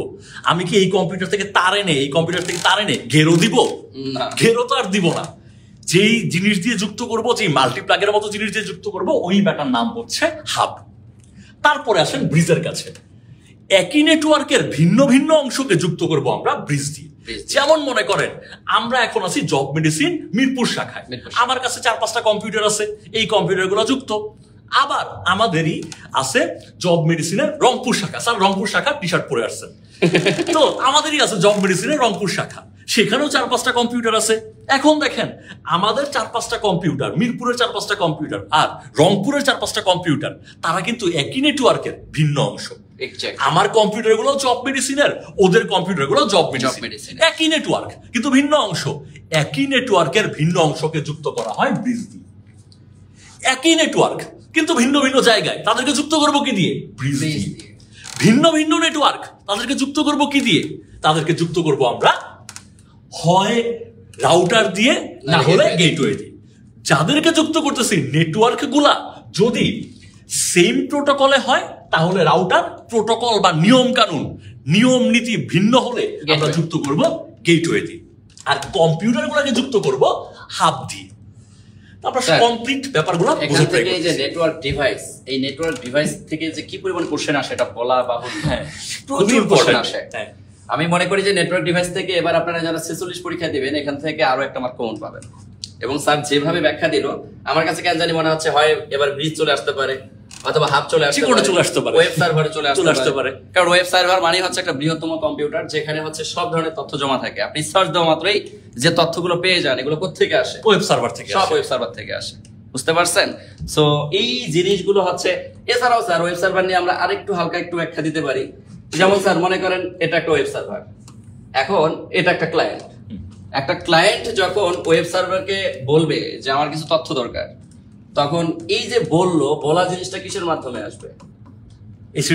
HTTP এর মাধ্যমে। এটাও কিন্তু নিয়মে, এই যে আমরা বলছিলাম না যে সেম নিয়ম, এটা হচ্ছে ক্লায়েন্ট, নিয়মের নাম, এটা হচ্ছে সার্ভার। এখন দেখেন স্যার, সার্ভার যখন আবার ক্লায়েন্টকে তথ্য দিচ্ছে তখনও জিনিসটা আসবে কিসের মাধ্যমে? HTTP এর মাধ্যমে। তাহলে এইচটিটিপি। তাহলে দেখেন হাইপারটেক্সট ট্রান্সফার প্রোটোকল। তাইলে একটা ক্লায়েন্ট কোন একটা তথ্য দরকার, সে তথ্যটা পাচ্ছে কার কাছ থেকে? সার্ভার থেকে। সার্ভার যে তথ্যটা ক্লায়েন্টকে দিচ্ছে সেটাও দিচ্ছে কিসের মাধ্যমে? এইচটিটিপি এর মাধ্যমে। আবার ক্লায়েন্ট যে সার্ভারকে কোশ্চেনটা পাঠাচ্ছে সেটাও পাঠাচ্ছে এইচটিটিপি এর মাধ্যমে। তাহলে স্যার এখানে একটা কোশ্চেন করতে পারে না? সার্ভার এবং ক্লায়েন্টের মধ্যে যে সম্পর্ক আদান প্রদান হয় কিসের মাধ্যমে? এইচটিটিপি নামের নিয়ম কানুন বা প্রোটোকলের মাধ্যমে। তাহলে দেখেন আমার মনে হয় না যে আর কোনো কিছু ল্যাকিং আছে, সবকিছু মোটামুটি কমপ্লিট সলিউশন দেওয়ার জন্য আমরা এখানে আছি। ওকে স্যার, পরে কোশ্চেন যেতে পারি আমরা। স্যার এটাও আপনার আলোচনা না আমার? কি বলবো আপনি বলেন। আচ্ছা বলি স্যার, এটা অলরেডি আমরা গত ক্লাসে আলোচনা করছি, মনে পড়ে? হ্যাঁ হ্যাঁ। আপনি কিন্তু বারবার বলছিলেন যে বলেন তো অপটিক্যাল ফাইবার আলোক যে ঘটনাটা ঘটায়, অপটিক্যাল ফাইবারের ভেতর দিয়ে যে ঘটনাটা ঘটে, এই ঘটনাটা কি? স্যার বারবার চিল্লায় মিনিমাম 10 বার বলছে। এটা আমার এখনো কানের মধ্যে লেগে আছে। তো স্যার এই উত্তরটা সবার কাছ থেকে চাচ্ছি, স্যার ব্যাখ্যা দিচ্ছে কিন্তু উত্তরটা সবার কাছ থেকে চাচ্ছি। এক্স্যাক্টলি গত ক্লাসে আমি ব্যাপারটা বলেছিলাম। এখন সবাই একটু আমাদেরকে উত্তরটা দিয়ে দেন। 6 নম্বর উত্তরটা সবাই দিয়ে দেন। স্যার অলরেডি অনেকে উত্তর দিচ্ছেন, আমি দেখতে পাচ্ছি অনেকে উত্তর দিচ্ছেন, কিন্তু অনেকের উত্তর ভুলও হচ্ছে। অনেকের উত্তর ভুল হচ্ছে, তো ভুল উত্তর কিন্তু দেওয়া যাবে না। একটু সঠিক উত্তরটা আমরা চাচ্ছি। এখন সঠিক উত্তরটা পাচ্ছি। হ্যাঁ অনেকে দিচ্ছে স্যার, এখন সঠিক উত্তর আসছে। যাই হোক স্যার, আমরা অপটিক্যাল ফাইবার নিয়ে আমরা অনেকগুলো কথা বলছিলাম যে অপটিক্যাল ফাইবার আমরা গঠন সহ দেখাই দিচ্ছি। হ্যাঁ, তিনটা কোর, ক্ল্যাডিং, রাইট। এই তিনটা অংশের মধ্যে এক নম্বরে হচ্ছে কোর, একদম ভেতরের অংশ। 2 নাম্বার হচ্ছে কি স্যার? ক্ল্যাডিং। এটাও আমরা বলছি যেটা হচ্ছে মধ্যস্তর। 3 নম্বরে হচ্ছে জ্যাকেট। এগুলো নিয়ে আমরা কিন্তু একদম বিশদ আলোচনা করছি। কোনটা স্বচ্ছ, কোনটা অস্বচ্ছ, কোনটা ঘন, কোনটা পাতলা, সেটা আমরা আলোচনা করছি। এবং স্যার বারবার চিল্লায় বলছে যে আমাদের অপটিক্যাল ফাইবারের এই যে ভেতরের অংশ যেটা কোর, এটার ভেতর দিয়ে যে আলোটা পাস হচ্ছে এটা আসলে কিভাবে হচ্ছে, এটা কিন্তু বারবার স্যার বলছে। আলোর তো অনেক ঘটনা আছে, প্রতিফলন, প্রতিসরণ, ব্যতিচার, সমাবর্তন, অপবর্তন, প্রচুর ঘটনা আছে, কিন্তু অপটিক্যাল ফাইবারে আলোর কোন ঘটনাটা ঘটবে? আচ্ছা, অনেকে বলছেন বিচ্ছুরণ, অনেকে বলছেন অপবর্তন। এখন এই দুটোর মধ্যে কনফিউশন নাকি? কিন্তু স্যার প্রতিসরণ কি হয় এখানে? না, এখানে আসলে প্রতিসরণটাই সূত্রের চিপায় পড়ে হয়ে যায় পূর্ণ অভ্যন্তরীণ প্রতিফলন। প্রতিসরণটা কোথায় হয় এটাও আমরা বলছিলাম স্যার, যে আপনি মনে করেন নৌকায় চড়ছেন, বইটা দেখতেছেন, বইটাটা একটু বাঁকা হয়ে একটু কাছাকাছি অবস্থানে দেখতেছেন। এই যে কাছাকাছি অবস্থানে দেখতেছেন কেন? কিসের মাধ্যমে? আলোর প্রতিসরণের কারণে। আপনি মাছকে পানির একটু উপরে দেখেন, মাছ আপনাকে একটু দূরে দেখে। কেন দেখে? আলোর প্রতিসরণের কারণে। এগুলো স্যার ব্যাখ্যা করছি এবং সবাই পারছে আলহামদুলিল্লাহ। তাহলে উত্তর হবে পূর্ণ অভ্যন্তরীণ প্রতিফলন। আমি আরেকটু যদি বলি, হ্যাঁ স্যার, হ্যাঁ 1 মিনিট যদি বলি, এটা হচ্ছে খুব কঠিন কোশ্চেন হলে আপনাকে জিজ্ঞেস করতে পারে, এই যে আমার অপটিক্যাল ফাইবারটা আছে, এটার ভেতরে আমি কেন পূর্ণ অভ্যন্তরীণ প্রতিফলনটা ঘটাইতে যাব? সুন্দর মতো আয়না লাগায় দিয়ে প্রতিফলন ঘটায় দিতাম না, ঘটায় দিয়ে আমরা এই পূর্ণ অভ্যন্তরীণ প্রতিফলন কেন ঘটাতে যাব? তার কারণটা হচ্ছে, খুব ডিফিকাল্ট কোশ্চেন হলে এটা হবে, সেটা হচ্ছে সাধারণ প্রতিফলনের সময় আলোর কিছু অংশ শোষিত হয়ে যায়। প্রতিসরণের সময় আলোর কিছু অংশ প্রতিফলিত হয়, কিছু অংশ প্রতিসরিত হয়। যেমন আপনি যদি স্যারের চশমার দিকে তাকান, আপনি কিন্তু স্যারের চোখ দেখতে পাচ্ছেন, পাশাপাশি এখানে আশপাশে লাইট আছে, লাইটগুলো দেখা যাচ্ছে। তার মানে আমাদের চশমার গ্লাসে আলোর প্রতিসরণও হচ্ছে, যার কারণে আমার চশমা চোখ দেখেন। আবার আপনি আশপাশের আলো দেখেন, কেন?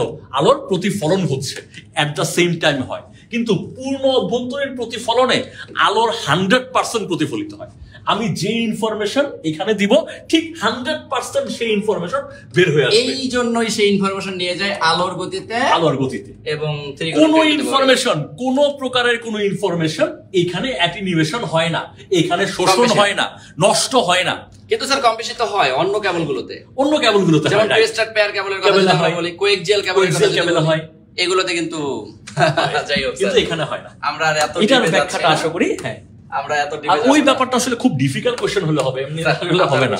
আমার কোশ্চেন, আচ্ছা তাহলে আমার কোশ্চেন আমি আবার ফেরত আসি। প্রতারণামূলক সংবেদনশীল তথ্য যেমন পাসওয়ার্ড হতে পারে, ক্রেডিট কার্ড নাম্বার হতে পারে, এগুলো তো আসলে সংবেদনশীল তথ্য অর্জন করার জন্য ইন্টারনেট ব্যবহার করার অনুশীলনকে কি বলে? আমরা প্রতারণা করে বাটপারি করে কারো কাছ থেকে পাসওয়ার্ড কালেক্ট করতে চাচ্ছি, কারো কাছ থেকে ক্রেডিট কার্ড নাম্বার নিতে চাচ্ছি, কিন্তু বাটপারি করে। এবং সেই বাটপারিটা করার জন্য আমার লাগবে কি? ইন্টারনেট লাগবে। ইন্টারনেট ব্যবহার করে বাটপারি করে আপনার পাসওয়ার্ড, আপনার ক্রেডিট কার্ড নাম্বার বা এরকম সংবেদনশীল তথ্য চুরি করে নিয়ে আসবো। এই ব্যাপারটাকে কি বলে? এই ব্যাপারটাকে কি ফিশিং বলে, না স্প্যামিং বলে, না র্যানসামওয়্যার বলে, না স্নিফিং বলে? স্যার আমার কাছে কেন জানি মনে হচ্ছে আগের ক্লাসে আপনি এটা নিয়ে কিছুটা ধারণা দিচ্ছেন, কিছুটা ধারণা ছিল। আমার মনে হয় আগের ক্লাসটাও যারা করছেন এটার উত্তরটা দেওয়ার, হ্যাঁ তারাও উত্তরটা দিতে পারা উচিত, পারার কথা। কারণ আপনি একটা কোশ্চেন ব্যাখ্যা করতে গিয়ে কিন্তু স্যার এই জিনিসটা আলোচনা করছিলেন, অনেক জিনিস চলে আসে আর চলে আসে। এবং দেখেন এটা হচ্ছে 44তম বিসিএস আসা কোশ্চেন। আপনাদের কাছ থেকে এখন উত্তর আশা করতেছি, আর আমি একটু উত্তর মানে কিছু ব্যাখ্যা আমি দিতে থাকি, উত্তর আসবে আর কি। ফার্স্টে যদি আমরা আসি উল্টা দিক থেকে, স্নিফিং এর ব্যাপারটা যদি আসি, স্নিফিং মানে কি? গন্ধ নেয়া। ওই যে রক আসলে বলতো না যে ছোটবেলায় যারা রেসলিং দেখছেন, if you can smell what Rock is cooking, এরকম টাইপের কিছু বলতো। তো স্নিফিং মানে হচ্ছে এই কম্পিউটারটা থেকে এই কম্পিউটারে কোনো তথ্য যাচ্ছে, এই কম্পিউটার থেকে এই কম্পিউটারে কিছু তথ্য মনে করেন যাচ্ছে। কোনো এক বদমাইশ বেটা এই রাস্তায় বসে সেই তথ্য চুরি করার চেষ্টা করতেছে। এই বদমাইশ বেটা এই যে তথ্যটার গন্ধ নেওয়ার চেষ্টা করতেছে, তথ্য চুরি করার চেষ্টা করতেছে, এই ঘটনার নাম হচ্ছে স্নিফিং। কেউ যদি কোনো তথ্য এক জায়গা থেকে আরেক জায়গায় যাচ্ছে, পথিমধ্যে চ্যানেলে বসে, এই যে রাস্তা দিয়ে তথ্য যায় না, যেই রাস্তা দিয়ে তথ্য যায় ওই জায়গাটাকে চ্যানেল বলে। তো চ্যানেলের মধ্য দিয়ে কোনো বেটা যদি তথ্য চুরি করার চেষ্টা করে, এই ঘটনার নাম হচ্ছে স্নিফিং। আর এই বেটার নাম জামাল কামাল, জামাল কুদু, যাই হোক না কেন, কম্পিউটারের ভাষায় এই বেটাকে বলে man in the middle. Man in the middle. ঘটনার নাম হচ্ছে স্নিফিং, আর এই ব্যাটার নাম হচ্ছে ম্যান ইন দা মাঝখান থেকে তথ্য চুরি করতে যাচ্ছে। ও হ্যাঁ, রাস্তার মাঝখানে মানে চ্যানেলের মাঝখানে বসে সে তথ্য চুরি করার চেষ্টা করতেছে, সেই জন্য এই ব্যাটার নাম হচ্ছে ম্যান ইন দা মিডল। এই মিডল থেকে মাঝখান মনে রাখবে, মাঝখান থেকে তথ্যটা চুরি করতেছে। আর এই ঘটনার নাম কি? তথ্য যে রাস্তা দিয়ে চুরি হয়, এই ঘটনার নাম হচ্ছে স্নিফিং। এই একটা ব্যাপার আমরা দেখলাম। তারপর যদি আমরা র্যানসামওয়্যারের কাছে আসি, র্যানসাম শব্দের অর্থ হচ্ছে মুক্তিপণ। র্যানসাম শব্দের অর্থ কি? মুক্তিপণ। মনে করেন আমি আটকা পড়ে গেছি, স্যার এখন আমাকে কিছু টাকা পয়সা প্রতারক চক্রকে দিয়ে তারপর আমাকে উদ্ধার করবে। এই যে মুক্তিপণ, র্যানসাম শব্দের অর্থ হচ্ছে মুক্তিপণ। আর শেষে দিয়ে আপনি ওয়্যার দেখতে পাচ্ছেন, আপনি বুঝে বলছেন এই ব্যাটা সফটওয়্যার। তাহলে র্যানসামওয়্যার জিনিসটা কি? র্যানসামওয়্যার জিনিসটা হচ্ছে একটা ক্ষতিকর সফটওয়্যার। র্যানসামওয়্যার জিনিসটা হচ্ছে একটা ক্ষতিকর সফটওয়্যার। এই ক্ষতিকর সফটওয়্যার কি করে? এই ক্ষতিকর সফটওয়্যার আপনার কম্পিউটারে প্রবেশ করে আপনার তথ্য দেখে বুঝে আপনার কাছে মুক্তিপণ দাবি করে, যে ভাই আমি তো দেখে ফেলছি আপনার গার্লফ্রেন্ড কয়টা, এখন আমি বুঝে ফেলছি আপনার গার্লফ্রেন্ড 3টা, আপনি 3 জনের সাথে চ্যাট করেন, পার গার্লফ্রেন্ড যদি 20,000 টাকা করে না দেন তাহলে সবার কথা সবাইকে বলে দিব। এই যে দেখেন একটা সফটওয়্যার, সেই সফটওয়্যারের নাম র্যানসামওয়্যার। এই র্যানসামওয়্যার সফটওয়্যারের মাধ্যমে সে দেখে ফেলছে আপনি কার কার সাথে চ্যাট করেন, তার মাধ্যমে বুঝছে আপনার গার্লফ্রেন্ড 3টা, এই তথ্য ফাঁস করবে না, এই শর্তে আপনার কাছ থেকে মুক্তিপণ চাইছে। স্যার এই বাংলাদেশে কোটিপতি হওয়ার জন্য এরকম একটা সফটওয়্যারের মালিক যদি হওয়া যেত, তাহলে কোটিপতি হইতে আমার মনে হয় 1 মাস সময় লাগতো না। কারণ এক জনের 10টা করে, আমাদের এখানে যারা ক্লাস করতেছে না, এই যে 700-800 মতো স্টুডেন্ট ক্লাস করতেছে, এরাও কিন্তু এক একটা 5টা-6টা করে প্রেম করে। এদেরকে ধরতে বলে আমরা বড় লোক কোটিপতি। আবার ধরেন যারা এই মামুনুল স্যারের মতো নিষ্পাপ, যারা মামুনুল স্যারের মতো নিষ্পাপ, তাদের কম্পিউটারে প্রবেশ করে আমার মতো বদমাইশ যারা আছে, তারা স্যারের কম্পিউটারে প্রবেশ করে কিছুই তো পাবো না, খালি দেখবো স্যারের ছোটবেলার ছবিগুলো আছে। আচ্ছা, তখন আমি করব কি? আমি তো কিছুই পাচ্ছি না, তখন করবো কি? স্যারের যেই ফোল্ডারে ছোটবেলার ছবিগুলো আছে ওই ফোল্ডারে একটা পাসওয়ার্ড মেরা দিব। স্যার তো আর সেই ফোল্ডারে ঢুকতে পারবে না। তখন স্যারের কাছে ফোন আসবে যে আপনি যদি ছোটবেলার ছবিগুলো দেখতে চান তাহলে তার ছবি 5 টাকা করে দেন। তাও অনেক। তাও দেখবেন যে 5 লাখ পেয়ে গেছেন। তার মানে র্যানসামওয়্যার হচ্ছে একটা সফটওয়্যার। এই সফটওয়্যারের কামটা কি? এই সফটওয়্যারের কাজ হচ্ছে আপনার কম্পিউটারে প্রবেশ করে আপনাকে মনিটর করে আপনার দুর্বলতাকে কাজে লাগিয়ে আপনার কাছ থেকে মুক্তিপণ আদায় করে। সেই সফটওয়্যারের নামই হচ্ছে র্যানসামওয়্যার বা মুক্তিপণ দাবি করা সফটওয়্যার। আর স্প্যামিং তো সবাই বুঝেন, স্পাম বা স্পামিংটা হচ্ছে কাউকে বিরক্ত করার জন্য তার কাছে মেইল পাঠানো। মনে করেন আপনার গুরুত্বপূর্ণ একটা মেইল আসছে, আমি চাই আপনি ওই গুরুত্বপূর্ণ মেইলটা যাতে না দেখেন, সেজন্য আমি কি করব? একটা তথ্য দেই এখানে, আমি আমার প্রতারণার কথাই বলি স্প্যামিং দিয়ে। মনে করেন আমার পেজে মাঝে মধ্যে কিছু ফেক, মনে করেন মার্ক জাকারবার্গের যে ফেসবুকের লোগো সবকিছু দিয়ে তারা কি করে আমাকে মেনশন করে, মেনশন করার পরে বলে যে আপনার monetization dot dot dot dot উল্টাপাল্টা অনেকগুলো ইনফরমেশন তারা লেখে, এমন ভাবে লেখে যে এটা মনে হয় আমাকে ফেসবুকে মেইল করছে। এখন আমি যদি ওখানে লিংকে ক্লিক করি সাথে সাথে কিন্তু আমার পেজটা গায়েব। তার মানে দেখেন এই স্প্যামিংটা আপনার পেজ বলেন, আপনার ফেসবুক আইডি বলেন, কাউকে যদি তারা মার্ক করে এমন ভাবে তারা মেসেজগুলো করে যার মাধ্যমে দেখা যায় যে তারা সুন্দরভাবে আপনার আইডি বলেন, পেজ বলেন বা এক্সেট্রা এগুলোকে সুন্দর করে তাদের আন্ডারে নিয়ে চলে যায়। তো আপনাকে বিরক্ত করার জন্য এই ধরনের মেইল টেল মেরে আপনাকে বিরক্ত করবে, ওই ব্যাপারটার নাম হচ্ছে স্প্যামিং। এখন আসি আমরা আমাদের আসলে সবচেয়ে বেশি গুরুত্বপূর্ণ টপিক হচ্ছে আমাদের এই ফিশিং। আমরা এখন মাছ ধরবো, বাংলায় আমরা মুরগি ধরি না, আর ওরা হচ্ছে ইংরেজিরা মুরগিটা পছন্দ করে না, ওরা হচ্ছে মাছ ধরে। ফিশিং ব্যাপারটা কি? ফিশিং ব্যাপারটা হচ্ছে আপনার কাছে একটা ইমেইল আসবে, ইমেইলের মধ্যে থাকবে কি একটা লিংক, ইমেইলের মধ্যে থাকবে একটা লিংক, আর লিংকের উপরে আপনাকে লিখে দিবে নিচের লিংকে ক্লিক করুন, ক্লিক করলেই 5 লাখ টাকা পাবেন। আমিও পেয়েছি এইসব। এক্স্যাক্টলি এখানকারটা না, আসলে এটা ফিশিং। স্প্যামিংটা হচ্ছে এক্স্যাক্টলি বিরক্ত করার জন্য, কিন্তু আপনার কারো কাছ থেকে সবকিছু নিয়ে নেওয়ার জন্য। ক্লিক করো, তোমার সবকিছু দিয়ে দাও। কিন্তু এটা তো তোরা বলবে না সবকিছু দিয়ে দাও, বলবে কি এই লিংকে ক্লিক করুন, আপনার গার্লফ্রেন্ড নাই, ক্লিক করলে আপনি 5টা গার্লফ্রেন্ড পাবেন। আমিও পেয়েছি। আর যদি ক্লিক না করেন আগামী 30 বছরে আপনার কোনো গার্লফ্রেন্ড হবে না, তো এই যে ব্যাপারটা, আপনার কাছে একটা লিংক আসবে, লিংকের উপরে লেখা থাকবে এরকম একটা উল্টাপাল্টা কিছু, আপনাকে প্রলুব্ধ করার জিনিসটা লেখা থাকবে লিংকে। তখন আপনি প্রলুব্ধ হয়ে কি করবেন? লিংকে ক্লিক করবেন, এবং ক্লিক করার মাধ্যমে সে আপনার গুরুত্বপূর্ণ তথ্য পেয়ে যাবে, গুরুত্বপূর্ণ তথ্য নিয়ে নিবে। এই পুরো ব্যাপারটাকে বলা হয় ফিশিং। আমরা মুরগি ধরি আর আমেরিকানরা ধরে হচ্ছে মাছ, তাহলে এই ব্যাপারটা হচ্ছে ফিশিং। এখন আপনারাই বলেন সঠিক উত্তর কোনটা? কারো কাছে আমি প্রতারণা করতেছি, দেখেন আমি যে লিংক দিলাম, লিংকের উপরেই বললাম এই লিংকে ক্লিক করলেই আপনি আজই একটা গার্লফ্রেন্ড পাবেন, আর যদি ক্লিক না করেন আগামী 3 মাসেও আপনার কোনো গতি হবে না। প্রতারণা না? ক্লিক করলেই সে আপনার কম্পিউটারের কন্ট্রোল নিবে, এবং কন্ট্রোল নিয়েই আপনার ক্রেডিট কার্ড নাম্বার, পাসওয়ার্ড বা সংবেদনশীল তথ্য চুরি করে ফেলবে। এই ব্যাপারটার নাম হচ্ছে ফিশিং। এই পুরো ব্যাপারটার নাম হচ্ছে ফিশিং। আরেকটু ব্যাপার আছে, এই পর্যন্ত হোপফুলি আপনাদের কাছে ক্লিয়ার। আচ্ছা, এখন আসেন, যদি ইমেইলের মাধ্যমে এই আকামটা না করে আমি যদি SMS এর মাধ্যমে আকামটা করি, কারণ এখন তো ইমেইল আসলে ম্যাক্সিমাম মানুষ চেক করে না, তো লিংকটা আমি ইমেইলে না পাঠায় আমি আপনাকে SMS এ পাঠাইলাম। SMS এর মাধ্যমে যদি আমি এই আকামটা করি, তখন এটাকে ফিশিং না বলে বলবো আমরা ইসমিশিং। ফিশিং এর সাথে এই এসএমটা যুক্ত হবে, সেটাকে বলবো ইসমিশিং। এরপর মনে করেন ভয়েস কলের মাধ্যমে যদি আমি এই আকামটা করি যে ভাই আপনাকে একটা লিংক পাঠিয়েছি, এখনই লিংকে ক্লিক করুন, এই যে তারপর বলবে আমি বিকাশ থেকে নাহিদ বলছি, তো এরকম ভয়েস কল দিয়েও আপনাকে লিংক পাঠায় ক্লিক করতে বলবে। তো ভয়েস কলের মাধ্যমে যখন আকামটা করবে সেই ব্যাপারটার নাম হচ্ছে ফিশিং। সেই ব্যাপারের নাম হচ্ছে ওই যে ভয়েস থেকে ফিশিং।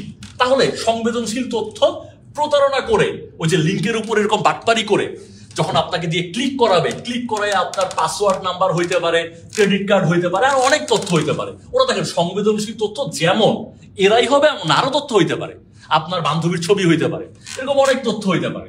এই তথ্যগুলা ইন্টারনেট ব্যবহার করে, কারণ লিংকে ক্লিক করবেন, ইন্টারনেট থাকলে কি আর লিংকে ক্লিক হবে? লিংকে ক্লিক করে এইগুলা চুরি করে নেওয়ার পদ্ধতিকে বলা হয় ফিশিং। আর স্প্যামিং হচ্ছে আপনাকে আমি আপনার গুরুত্বপূর্ণ একটা মেইল আপনার ইনবক্সে আসছে, আপনি স্কলারশিপ পাইছেন, এইটা যাতে আপনি দেখতে না পারেন সেই জন্য আপনাকে আমি 500 মেইল পাঠাইলাম খালি হাই। আপনার গুরুত্বপূর্ণ মেইলটা কি 500 মেইলের নিচে চলে গেছে, এই যে আপনার আকামটা আমি করে দিলাম, এই ব্যাপারটাকে বলা হয় স্প্যামিং। র্যানসামওয়্যার হচ্ছে এমন একটা ক্ষতিকর সফটওয়্যার, যেই সফটওয়্যার দিয়ে আমি আপনার কম্পিউটারের কন্ট্রোল নিয়ে আপনার সব তথ্য দেখে আপনার দুর্বলতা বুঝে আপনার কাছ থেকে মুক্তিপণ আদায় করব। আর স্নিফিং হচ্ছে এক জায়গা থেকে আরেক জায়গায় তথ্য যাচ্ছে, মাঝখান দিয়ে আমি সেই তথ্যটা নেওয়ার চেষ্টা করব। এই ঘটনার নাম হচ্ছে স্নিফিং, আর আমার নাম তখন এই যে তথ্য নিচ্ছে ওই ব্যাটার নাম হচ্ছে ম্যান ইন দ্য মিডল। তো আমি কমপ্লিট একটা তথ্য দেওয়ার ট্রাই করলাম। অনেক কোশ্চেন এখান থেকে আসতে পারে, দেখেন ব্যাপারগুলো কি। পরীক্ষায় যদি আপনি বলেন প্রত্যেকটা জায়গা থেকে ভাই কোনো না কোনো ভাবে কোশ্চেন আসে, প্রত্যেকটা জায়গা থেকে কোশ্চেন আসে। হয়তো আপনি বিসিএস দেখতেছেন 44তমতে আসছে, কিন্তু আপনি ব্যাংকের কথা বলেন, আদার্স এক্সেট্রা সবগুলো জায়গার কথা বলেন, সবগুলো থেকেই কোশ্চেন আসছে। স্যার আমরা কি পরের কোশ্চেনে যেতে পারি? পরের কোশ্চেনে যেতে পারি। ওকে, ওয়াও, এটা স্যার আমরা অলরেডি মনে হয় আলোচনা করছিলাম। আচ্ছা, জাকারিয়ার সাথে একটু কথা বলি। Zakaria push, pop, stack, logical, physical address, এগুলো ভাইয়া আপনি মাইক্রোপ্রসেসরের স্টুডেন্ট, ব্রের বই পড়েন, আমাদের বিসিএস এর জন্য ইম্পর্টেন্ট না। মাইক্রোপ্রসেসর ব্রের বই পড়েন, সেখানে মাইক্রোপ্রসেসর 8086 নিয়ে ব্যাখ্যা করা আছে, বা এটা আমরা পার্সোনালি আলোচনা করব। বিসিএস এর জন্য ইম্পর্টেন্ট না ভাইয়া। আচ্ছা, 8 নম্বর কোশ্চেনটা মানে স্যারের। যাই হোক, আমরা এটা নিয়েও গত ক্লাসে হচ্ছে স্যার এবং আমি কম্বাইন্ডলি আলোচনা করেছিলাম। স্যার আমরা এটা সবার কাছ থেকে উত্তর চাচ্ছি। হ্যাঁ, আমরা সবার কাছ থেকে ডিটেইলস উত্তরটা চাচ্ছি, আপনাদের কাছ থেকে উত্তরটা নিতে যাচ্ছি। একটু দ্রুত উত্তর বলেন। আমরা এমন হয় কোশ্চেন সাজিয়েছি, একটা করে কোশ্চেন একটু ঝামেলার থাকে, তারপর আমরা একটু রিল্যাক্স করার সুযোগ দিই। এই ক্লাসের মধ্যে স্যার একটা দুইটা বেয়াদবকে দেখেছি, আমরা এখনো ব্লক করি নাই এই জন্য বেয়াদবকে দেখেছি। শোনেন, আমরা কিভাবে ক্লাস নিলে ক্লাসের মজাটা পাওয়া যায় এটা আমরা খুব ভালোভাবে জানি। আমরা যখন একজন আরেকজনকে সহযোগিতা করতেছি, সহযোগিতা করার মাধ্যমে ক্লাসের মধ্যে যে একটা ইমপ্রেশন পাওয়া যাচ্ছে, এটা এককভাবে ক্লাস নিলে হয়তো আরো কম স্টুডেন্ট ক্লাস করতেন। ডুয়াল কনভার্সনে ক্লাস নিলে যেটা হয়, অনেক ইনফরমেশন অটোমেটেড চলে আসে। যেমন গত ক্লাসেও কিন্তু আমরা স্যার হয়তো বা কোনো একটা জায়গায় থেমে গেছে, আমার কাছে যদি কোনো একটা তথ্য জানা থাকে আমি ওটা ইন করে দিচ্ছি। এতে করে যেটা হচ্ছে আপনি পরিপূর্ণ একটা তথ্য পাচ্ছেন। তবে কিছু বেয়াদব আছেন এখানে, যারা হচ্ছে নিজেদেরকে বাঘা সাজাতে চাচ্ছেন, যে না একজন কথা বলেন, ভাবে কথা বলেন। শোনেন, একটা কথা বলি, আপনাদের মতো তেল মারা স্টুডেন্ট এই জব মেডিসিনের দরকার নেই। জব মেডিসিন যেভাবে সার্ভিস দিবে সেভাবে যদি নিতে পারেন থাকবেন, না পারলে আপনি অন্য কোনো প্রতিষ্ঠান থেকে নেন। কারণ জব মেডিসিনের সবগুলো মেন্টরি এখানে যারা আছেন তারা সবাই কোয়ালিফাইড। কথা কি বুঝতে পারছেন? হয়তোবা কোনো কথা স্লিপ অফ টার্ন তো হইতেই পারে, এটা হইতেই পারে, কিন্তু কোনো ব্যাপারে যদি এরকম কোনো বদমাইশ থাকেন তাহলে বলবো যে আপনারা চলে যান। আপনাদের মতো বেয়াদব স্টুডেন্ট আমাদের এখানে দরকার নেই। কথা কি বুঝতে পারছেন? ওকে স্যার, আমি একটু এই কোশ্চেনটার উত্তর অলরেডি সবাই দিয়ে দিচ্ছে স্যার। 128 বিট। হ্যাঁ, 128। আমরা কিন্তু এখনো চালু করি নাই, আমরা চেষ্টা করতেছি বাংলাদেশ IPv6 চালু করতে, বাট এখন আমরা IPv4 এখনো আছি, অর্থাৎ ইন্টারনেট প্রোটোকল ভার্সন 4। আমরা এখনো 4ই আছি। এই 4 এ আমাদের 4টা অংশ থাকে স্যার। কয়টা অংশ? 4টা অংশ থাকে, এবং প্রত্যেকটা অংশে কত বিট করে থাকে স্যার? 8 বিট করে। 8 বিট 4 32 বিট। অর্থাৎ IPv4 এ হচ্ছে 32, আর IPv6 বলছে IPv6 এ হচ্ছে স্যার 128। স্যার অনেক সময় কিন্তু অ্যাড্রেস সংখ্যা চায়।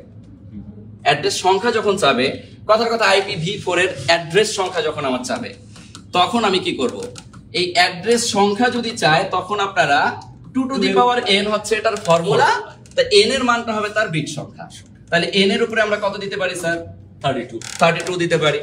এখন যদি স্যার আমাকে কোনো কারণে IPv6 এর আইপি অ্যাড্রেস সংখ্যার কথা বলে, তখন আমি কি বলবো স্যার? তখন আমরা তো একটু আগেই বললাম 2 to the power n। হ্যাঁ, 2 to the power n। তাহলে n এর মান কত এবার স্যার? 128।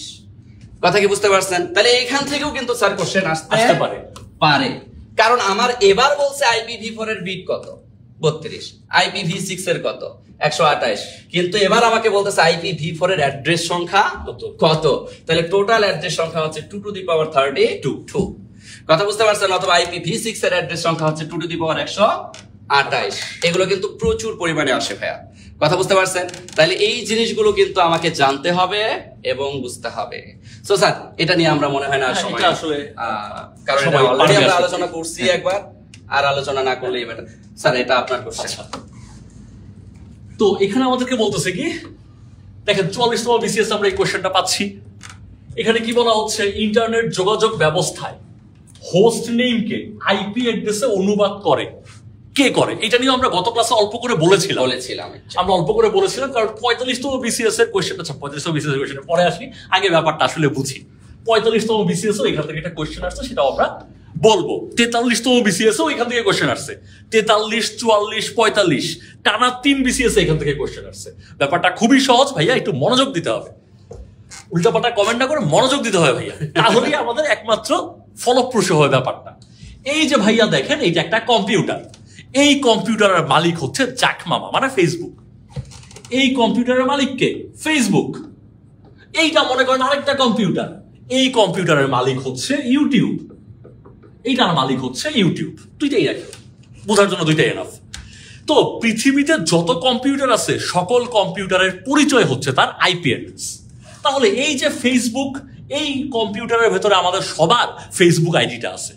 আপনার ফেসবুক আইডি কিন্তু ভাই আপনার মোবাইলে নাই। আপনি করেন কি, ইন্টারনেটের মাধ্যমে এই কম্পিউটারে ঢুকে আপনি আপনার ছবি চেঞ্জ করেন, দেন নামায় ফেলেন, সবকিছু কি করেন এই কম্পিউটারে মাধ্যমে কাজটা করেন। তাহলে দেখেন, এটা হচ্ছে ফেসবুক কোম্পানির একটা কম্পিউটার, এটা হচ্ছে ইউটিউব কোম্পানির আরেকটা কম্পিউটার, এবং সকল কম্পিউটারের পরিচয় স্যার একটু আগেই বললেন তার আইপি অ্যাড্রেস। সকল কম্পিউটারের পরিচয় হচ্ছে তার আইপি অ্যাড্রেস। এই কম্পিউটারের একটা আইপি অ্যাড্রেস আছে, এই কম্পিউটারেরও আরেকটা আইপি অ্যাড্রেস আছে।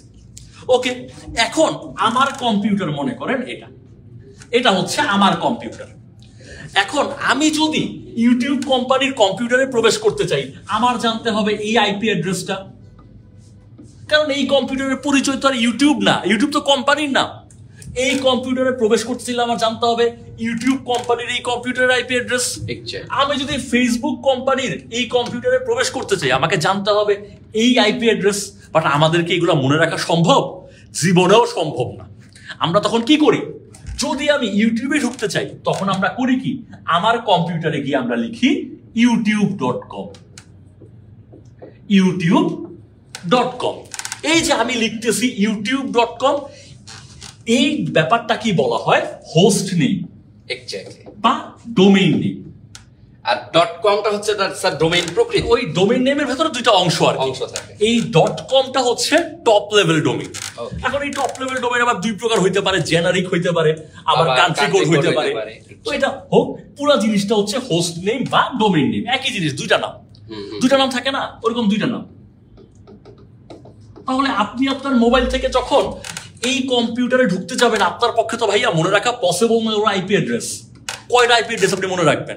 আপনি করেন কি, আপনি লিখেন হচ্ছে youtube.com। এক কথায় স্যার, নাম মনে থাকে, সংখ্যা মনে থাকে না, কারণ আইপি মানে সংখ্যাসূচক প্রতীক। রাইট, আইপি হচ্ছে সংখ্যা, মনে তো থাকে না, নাম তো মনে থাকে। সেই জন্য আমরা কি youtube.com আমরা লিখি, এই ব্যাপারটা হচ্ছে ডোমেইন নেম। এখন আমি youtube.com লিখলাম, চমৎকার কথা, আমি youtube.com লিখলাম, কিন্তু youtube.com লিখে আমি কি আমার এই কম্পিউটার খুঁজে পাবো? ইউটিউব কোম্পানির এই কম্পিউটার খুঁজে পাবো? জীবনেও পাবো না। আমরা এই ইউটিউব কোম্পানির এই কম্পিউটারটা খুঁজে পাবো যদি আমরা এই কম্পিউটারের আইপি অ্যাড্রেস জানি। আমরা তো জানি না। তাহলে আমরা যখন youtube.com লিখে সার্চটা দিব, তখন আমার এই সার্চটা চলে যাবে আরেকটা সার্ভারে। আমি যখন সার্চ দিব, আমার সার্চ চলে যাবে কোথায়? অন্য একটা সার্ভারে। আর সেই সার্ভারটার নামই হচ্ছে ডিএনএস সার্ভার। সেই সার্ভারের নাম হচ্ছে ডিএনএস সার্ভার। আমি লিখবো youtube.com, লিখে এন্টার দিব, আমার এন্টার চলে যাবে। আমি এন্টার দিলে কিন্তু আমার এন্টার সরাসরি ইউটিউব কোম্পানির কম্পিউটারে যাবে না, যাবে কোথায়? প্রথমে ডিএনএস সার্ভারে। ডিএনএস সার্ভারে করবেটা কি? ডিএনএস সার্ভার হচ্ছে এই যে youtube.com আমি লিখছি না, এটা তো ডোমেইন নেম।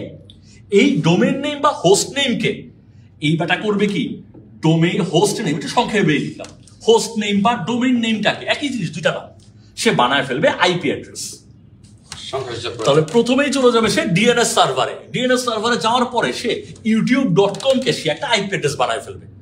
সেই আইপি অ্যাড্রেস বানানোর পরে সে তখন এই কম্পিউটারে চলে যাবে, কারণ এই কম্পিউটারের পরিচয় তো তার আইপি অ্যাড্রেস। সে কি করবে, এই আইপি অ্যাড্রেসটা পাওয়ার পরে সে চলে যাবে আপনার কাঙ্ক্ষিত কম্পিউটারে, এবং সেই কম্পিউটারে গিয়ে আপনার কাঙ্ক্ষিত ভিডিওটা সে আপনার কম্পিউটারে নিয়ে আসবে। এই হচ্ছে ফুল প্রসেসটা। 44তম বিসিএস এর কোশ্চেন কি ছিল? 43 সেম কোশ্চেনটা ছিল, রিপিট কোশ্চেন। সেই কোশ্চেনটা কি ছিল যে ইন্টারনেট যোগাযোগ ব্যবস্থায় হোস্ট নেমকে আইপি অ্যাড্রেসে অনুবাদ করে কে? হোস্ট নেমটাকে আইপি অ্যাড্রেসে অনুবাদ করে হচ্ছে এই ডিএনএস সার্ভার। আর 45তম বিসিএস এর কোশ্চেন ছিল আরো কঠিন, কারণ স্যার চাচ্ছে তুই বেটা এই কোশ্চেন দেখছস, তুই কেন আরো ডিটেলস পড়স নাই। 45তম বিসিএস এর কোশ্চেন ছিল এই যে ডিএনএস সার্ভার, এই বেটাও তো কম্পিউটার। সকল কম্পিউটারের পরিচয় যদি আইপি অ্যাড্রেস হয়, তাহলে ডিএনএস সার্ভার কি কম্পিউটার না? তার তো একটা আইপি অ্যাড্রেস আছে। তার আইপি অ্যাড্রেসটা কত? তার আইপি অ্যাড্রেসটা হচ্ছে, ওরা গুগল কোম্পানিটা দিছে আর কি, গুগল ডিএনএস সার্ভারের আইপি অ্যাড্রেস হচ্ছে 8.8.8.8, সবই 8। আরেক টাইপের আছে 8.8.4.4। এই দুই টাইপের গুগল কোম্পানির ডিএনএস সার্ভার আছে। এখন আমাকে একটু বলবেন ব্যাপারগুলো বুঝতেছেন কিনা? অত্যন্ত কমপ্লেক্স, আনডাউটেডলি। যাদের নেটওয়ার্ক সম্পর্কে ক্রিস্টাল ক্লিয়ার আইডিয়া নাই তাদের জন্য খুবই টাফ।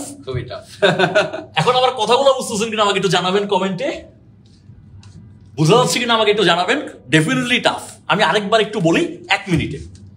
আমি একটু সামারাইজ করে দিই, অনেকগুলো কথা বলছি, একটু সামারাইজ করে দিই। প্রথম কথা হচ্ছে, ইন্টারনেটে যুক্ত, নেটওয়ার্কে যুক্ত সকল কম্পিউটারের পরিচয় হচ্ছে তার আইপি অ্যাড্রেস। তার মানে ইউটিউব কোম্পানির কম্পিউটার আইপি অ্যাড্রেস আছে, ফেসবুক কোম্পানির কম্পিউটার আইপি অ্যাড্রেস আছে, আমার হাতে যে কম্পিউটারটা আছে তারও আইপি অ্যাড্রেস আছে। আমি আমার হাতের কম্পিউটার থেকে ধরেন youtube.com লিখলাম বা facebook.com লিখলাম, facebook.com লিখলাম, আমার লেখা facebook.comটা আসলে হোস্ট নেম বা ডোমেইন নেম। আমি যে facebook.com লিখছি এই বাটা হচ্ছে হোস্ট নেম বা ডোমেইন নেম। এখন আমি facebook.com লিখে সার্চ দিলে ও কিন্তু এই কম্পিউটার খুঁজে পাবে না, কারণ ওর আসল নাম তো ওই ডোমেইন নেম বা হোস্ট নেম না, ওর আসল নাম হচ্ছে আইপি অ্যাড্রেস। তার মানে আমি মনে রাখার জন্য লিখতেছি facebook.com। এই facebook.com কে আইপি অ্যাড্রেস বানাইতে হবে। facebook.com কে বা হোস্ট নেমকে আইপি অ্যাড্রেস বানানোর কাজটা করে দিবে আরেকটা কম্পিউটার। সেই কম্পিউটারের নাম হচ্ছে ডিএনএস সার্ভার।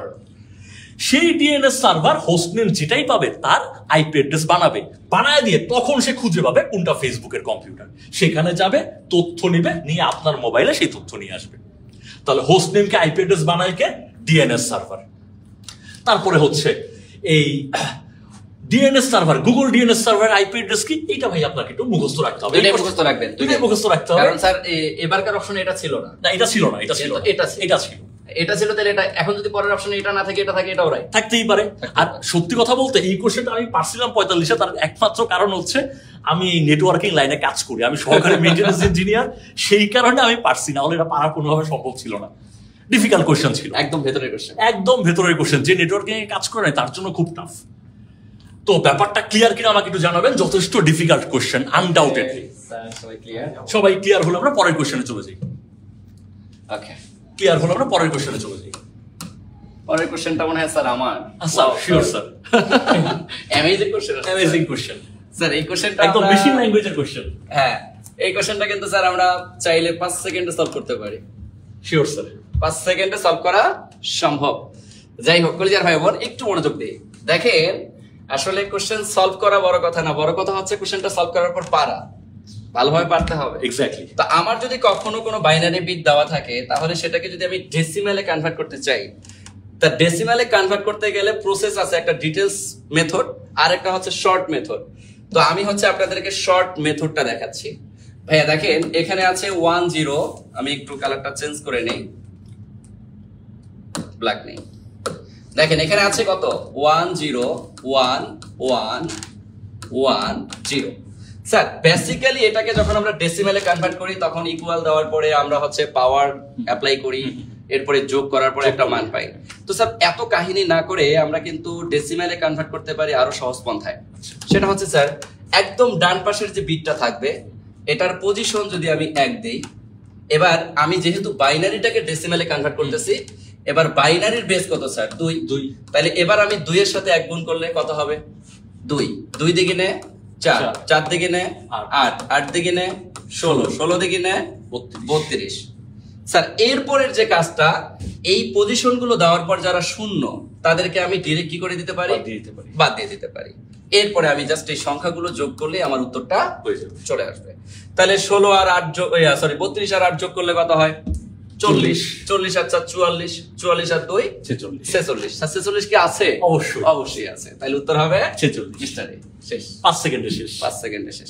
আপনি শুধু পজিশন বসাবেন, 1 2 4 8 16 ডাবল করে দ্বিগুণ করে দিবেন। দ্বিগুণ করে দেওয়ার পর যারা শূন্য তাদেরকে আউট করে দিয়ে মানগুলো যোগ করলেই আনসার চলে আসবে। এখন আপনি হরাবে সেই স্যার যদি কোনো কারণে এরকম চলে আসলো, মনে করেন 4টা ওয়ান দিছে, আপনাকে বললো এত এর ডেসিমাল মান কত, পারা যাবে না স্যার? একই স্টাইল, কত? 1 2 4 8। তাহলে 8 4 2 1 যোগ করি, 8 9 10 11 12 13 14 আর একে 15। তাহলে 15 হচ্ছে আমার রাইট আনসার। অসাধারণ কথা। তাহলে এইভাবে আপনি চাইলেই নিমিষের মধ্যেই অ্যান্সার বের করে ফেলতে পারবেন। কথা কি বুঝতে পেরেছেন? এক কথায় আপনি কি করবেন, ডান পাশ থেকে 1 2 দ্বিগুণ দ্বিগুণ দ্বিগুণ দ্বিগুণ করে আপনার লাস্ট বাইনারি বিট পর্যন্ত, অর্থাৎ ডান পাশের প্রথম যে এক কথায় আপনি প্রথম যে বাইনারি বিট, এই বাইনারি বিট পর্যন্ত পজিশন ডেভেলপ করবেন। পজিশন ডেভেলপ করার পর যেটা শূন্য হবে, শূন্যগুলোর বাদ দিয়ে বাকি মান যোগ করে দিলেই অ্যান্সার চলে আসবে। কথা কি বুঝতে পেরেছেন? বলেন বলেন বলেন। আর এক কি বললেন স্যার? একবার স্যার প্লিজ এটা বলেন। আচ্ছা, আরেকবার বলতে বলছে। আরেকটা এক্সাম্পল দিব, আপনারা নিজেরা করতে পারেন। স্যার আমি কথার কথা আরেকটা এক্সাম্পল দিলাম, 1 0 1 1 1 এটা দিলাম। এটা বাইনারিতে আছে, এটাকে আমি ডেসিমালে কনভার্ট করতে বললাম। তাহলে দ্রুত দেখেন, এবার আপনারা নিজেরাই উত্তর দেন। পারবেন? নিজেরাই উত্তর দেন। পারবেন? আমি বিশ্বাস করি যে এটা আপনারা পারবেন, কারণ উপরেরটা যারা বুঝছেন এটা আপনারা জাস্ট পজিশন বসায় দেন।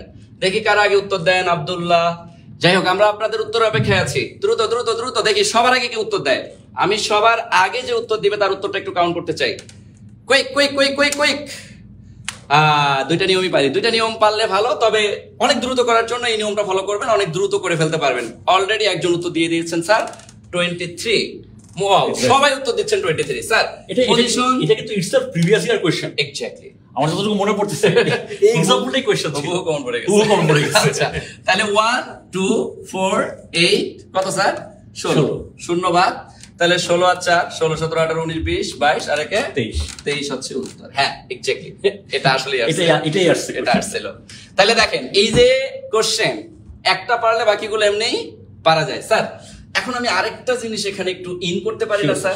যেটা হচ্ছে আমাদের 45তম বিসিএস আসছে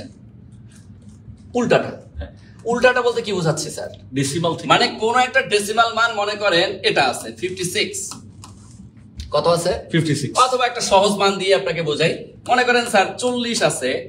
এটা আমাদের সবার জন্যই জানা দরকার। এটা আছে ডেসিমালে, এটাকে আমরা কিসে কনভার্ট করতে যাচ্ছি? বাইনারিতে। স্যার যেহেতু আমি 0 আর 1 ভিত্তিক মানে পরিণত করতে চাচ্ছি, তাহলে আমার কন্ডিশন হচ্ছে যে এই মানটাকে বারবার বারবার ভাগ করে এলএসবি এমএসবি এত কাহিনী করার কোনো প্রয়োজন নাই। কি করব আমরা? যখনই বাইনারি বিটে কনভার্ট করতে বলবে স্যার, তখন আমি এই যে মানটা থাকবে এই মানটাকে অর্ধেক করব। কি করব? অর্ধেক। এই বাইনারি বিট দ্বারা অর্ধেক করতে থাকবো। 40 এর অর্ধেক কত? 20 এর অর্ধেক স্যার 10, 10 এর অর্ধেক স্যার 5। ন্যাচারালি স্যার 5 এর অর্ধেক করলে 2.5 হয়, কিন্তু আমরা শুধু 2 দিব, 0.5টা নিব না। এরপর 2 এর অর্ধেক করলে কত হয়? 1 হয়। আমি শুধু পূর্ণ মানটা নিলাম। এখানে বলতে পারে অনেকে যে 2.5 নিলেন না কেন, কিন্তু আমি বললাম যে আপনি শুধু 2 নেন। কেন 2টা নিচ্ছি এটা কাহিনীটা আমি একটু পরে বলতেছি। স্যার এবার এই সংখ্যাগুলোর মধ্যে যারা যারা জোড় তাদেরকে আমরা ডিম দিব, আর যারা বিজোড়, স্যার বিজোড় মানকে যদি আপনি 2 দ্বারা ভাগ করেন ভাগশেষ কত থাকে? 1 থাকে। এই জন্য 1। আবার জোড় 0, বিজোড় 1। স্যার এটাই বাইনারি বিট 40। অসাধারণ। তাহলে আবার যে কোনো মান থাক না কেন আমরা জাস্ট অর্ধেক করব। স্যার এখন কথার কথা এরকম একটা মান থাকতে পারে না? 61 বিজোড় মান থাকতেই পারে। এখন 61 এর যদি আমি বাইনারি বিট বের করতে চাই তাহলে কি করব? 61 এর অর্ধেক কত? 30.5, কিন্তু আমি 30 কে নিব। এক্স্যাক্টলি। 30 এর অর্ধেক কত স্যার? 15। 15 এর অর্ধেক 7.5, 7 শুধু 7 নিব। 7 এর অর্ধেক 3.5, কিন্তু শুধু 3 নিব। এক্স্যাক্টলি। 3 এর অর্ধেক 1.5, কিন্তু 1 কে নিব। 1 নিব। স্যার এবার আমরা দেখতেছি বিজোড় মানই বেশি। যেহেতু আমি বিজোড় দিয়ে শুরু করছি স্যার, 61 কে 2 দ্বারা ভাগ করলে অবশ্যই ভাগশেষ 1 থাকবে। এক কথা বিজোড় গুলোর নিচে আমি কি দিব? 1 দিব, জোড়ের নিচে 0 দিব। এটাই আমার বাইনারি বিট। খেল খতম। তাহলে আপনার যখন কোনো ডেসিমাল মান দেওয়া থাকবে, বাইনারিতে কনভার্ট করতে বলবে, আপনি ডেসিমাল মানকে অর্ধেক করে করে 1 পর্যন্ত নিয়ে আসবেন, বিজোড় গুলো নিচে 1 দিবেন, জোর গুণে শূন্য দিবেন, অ্যান্সার চলে আসবে। আর যখন আপনাকে বাইনারি বিট থেকে ডেসিমেলে কনভার্ট করতে বলবে তখন বাইনারি বিটের নিচে পজিশন দেওয়া শুরু করবেন, 1 2 4 8 শেষ। Clear clear clear clear clear clear clear অসাধারণ। হ্যাঁ, এই যে একজন বলতেছে স্যার এলএসবি এমএস দিয়ে করতাম, এখন নতুন নিয়ম জানলাম। নতুন নিয়ম জানেন, কারণ কম এলএসবি এমএস দিয়ে করলে অনেক সময় স্যার এই জায়গা থেকে রাপ করে এই জায়গা বন্ধ চলে আসে, তো এত কাহিনী করার সময় নাই, পরীক্ষার হলে পাবো না আমরা। সো আশা করছি বুঝতে পারছেন। আর যারা এলএসবি এমএস দিয়ে করছেন তারা একটু ট্রাই করে দেখতে পারেন যে ভাইয়ার অ্যান্সারটা ঠিক আসলো না ভুল আসলো। আলটিমেটলি 100% একই রকম অ্যান্সার আসবে, এখানে ভুল আসার কোনো সম্ভাবনা নাই। কথা মনে হয় বুঝতে পেরেছেন। স্যার আমরা কি পরের কোশ্চেনে যেতে পারি? হ্যাঁ, পরের কোশ্চেনে আমরা চলে আসলাম। যদি পরের কোশ্চেনে যাই, সেটা হচ্ছে 44তম বিসিএস এর কোশ্চেন। এটা আমি বিলিভ করি আপনারা পারবেন যদি বুঝে থাকেন, কারণ আমি অলরেডি ডিসকাশন করে ফেলছি। দেখেন, নিচের কোন সাইবার আক্রমণ সংগঠিত হলে, নিচের কোন আকাম ঘটলে গ্রাহক নিজ কম্পিউটার সিস্টেম ব্যবহার করতে পারেন না, গ্রাহক তার নিজের কম্পিউটারটাই ব্যবহার করতে পারে না, এবং কম্পিউটার সিস্টেমকে ব্যবহার উপযোগী করতে অর্থ দাবি করা হয়। কোন আকাম ঘটলে মালিকই তার কম্পিউটার ব্যবহার করতে পারে না আর কম্পিউটারটা ব্যবহার করতে অর্থ দাবি করা হয়। এই কোশ্চেনের উত্তরটা সবার কাছ থেকে আশা করছি, কারণ আমি কিন্তু মামিনুল স্যারকে দিয়ে উত্তরটা দিয়েছিলাম যে স্যার তো সহজ সরল মানুষ, স্যারের কম্পিউটারে প্রবেশ করলাম, প্রবেশ করে আমি টাকা ইনকামের মতো কিছুই পাই নাই। তখন করছি কি, স্যারের একটা ফোল্ডারের মধ্যে দিয়ে দিছি পাসওয়ার্ড। এখন স্যারের কম্পিউটার, স্যারের ফোল্ডার, স্যার তো কম্পিউটার ব্যবহার করতে পারতো না। আমি তখন ফোন দিলাম যে পার ছবি আমাকে 5 টাকা করে দিতে হবে, 5 টাকা করে দিতে হবে, এই যে অর্থ দাবি করলাম। এই ব্যাপারটাকে কি বলা হবে? এই ব্যাপারকে কি ফিশিং বলবেন, ডিনায়াল অফ সার্ভিস বলবেন, র্যানসামওয়্যার বলবেন, না ম্যান ইন দ্য মিডল বলবেন? আমি 4টে এক্সপ্লেন করছি, দেখি কি অবস্থা আপনাদের। এই ব্যবস্থাটাকে কি বলবেন? এটাকে এখন কি বলবেন? একজনকে আমি কম্পিউটার তার নিজের কম্পিউটারে ব্যবহার করতে দিব না, আমি সেখানে মুক্তিপণ চাচ্ছি, সেই ব্যাপারটাকে বলা হবে অবশ্যই র্যানসামওয়্যার। কারণ ব্যাখ্যাটা আমরা অলরেডি দিয়ে দিছি। ম্যান ইন দ্য মিডল তো বুঝতেছেন, যে স্নিফিং করতে চায়, তথ্য চুরি করতে চায়, সেই ব্যাপারটাকে বলতাম man in the middle. Denial of সার্ভিসটা বলি না, এটা একটু বলি।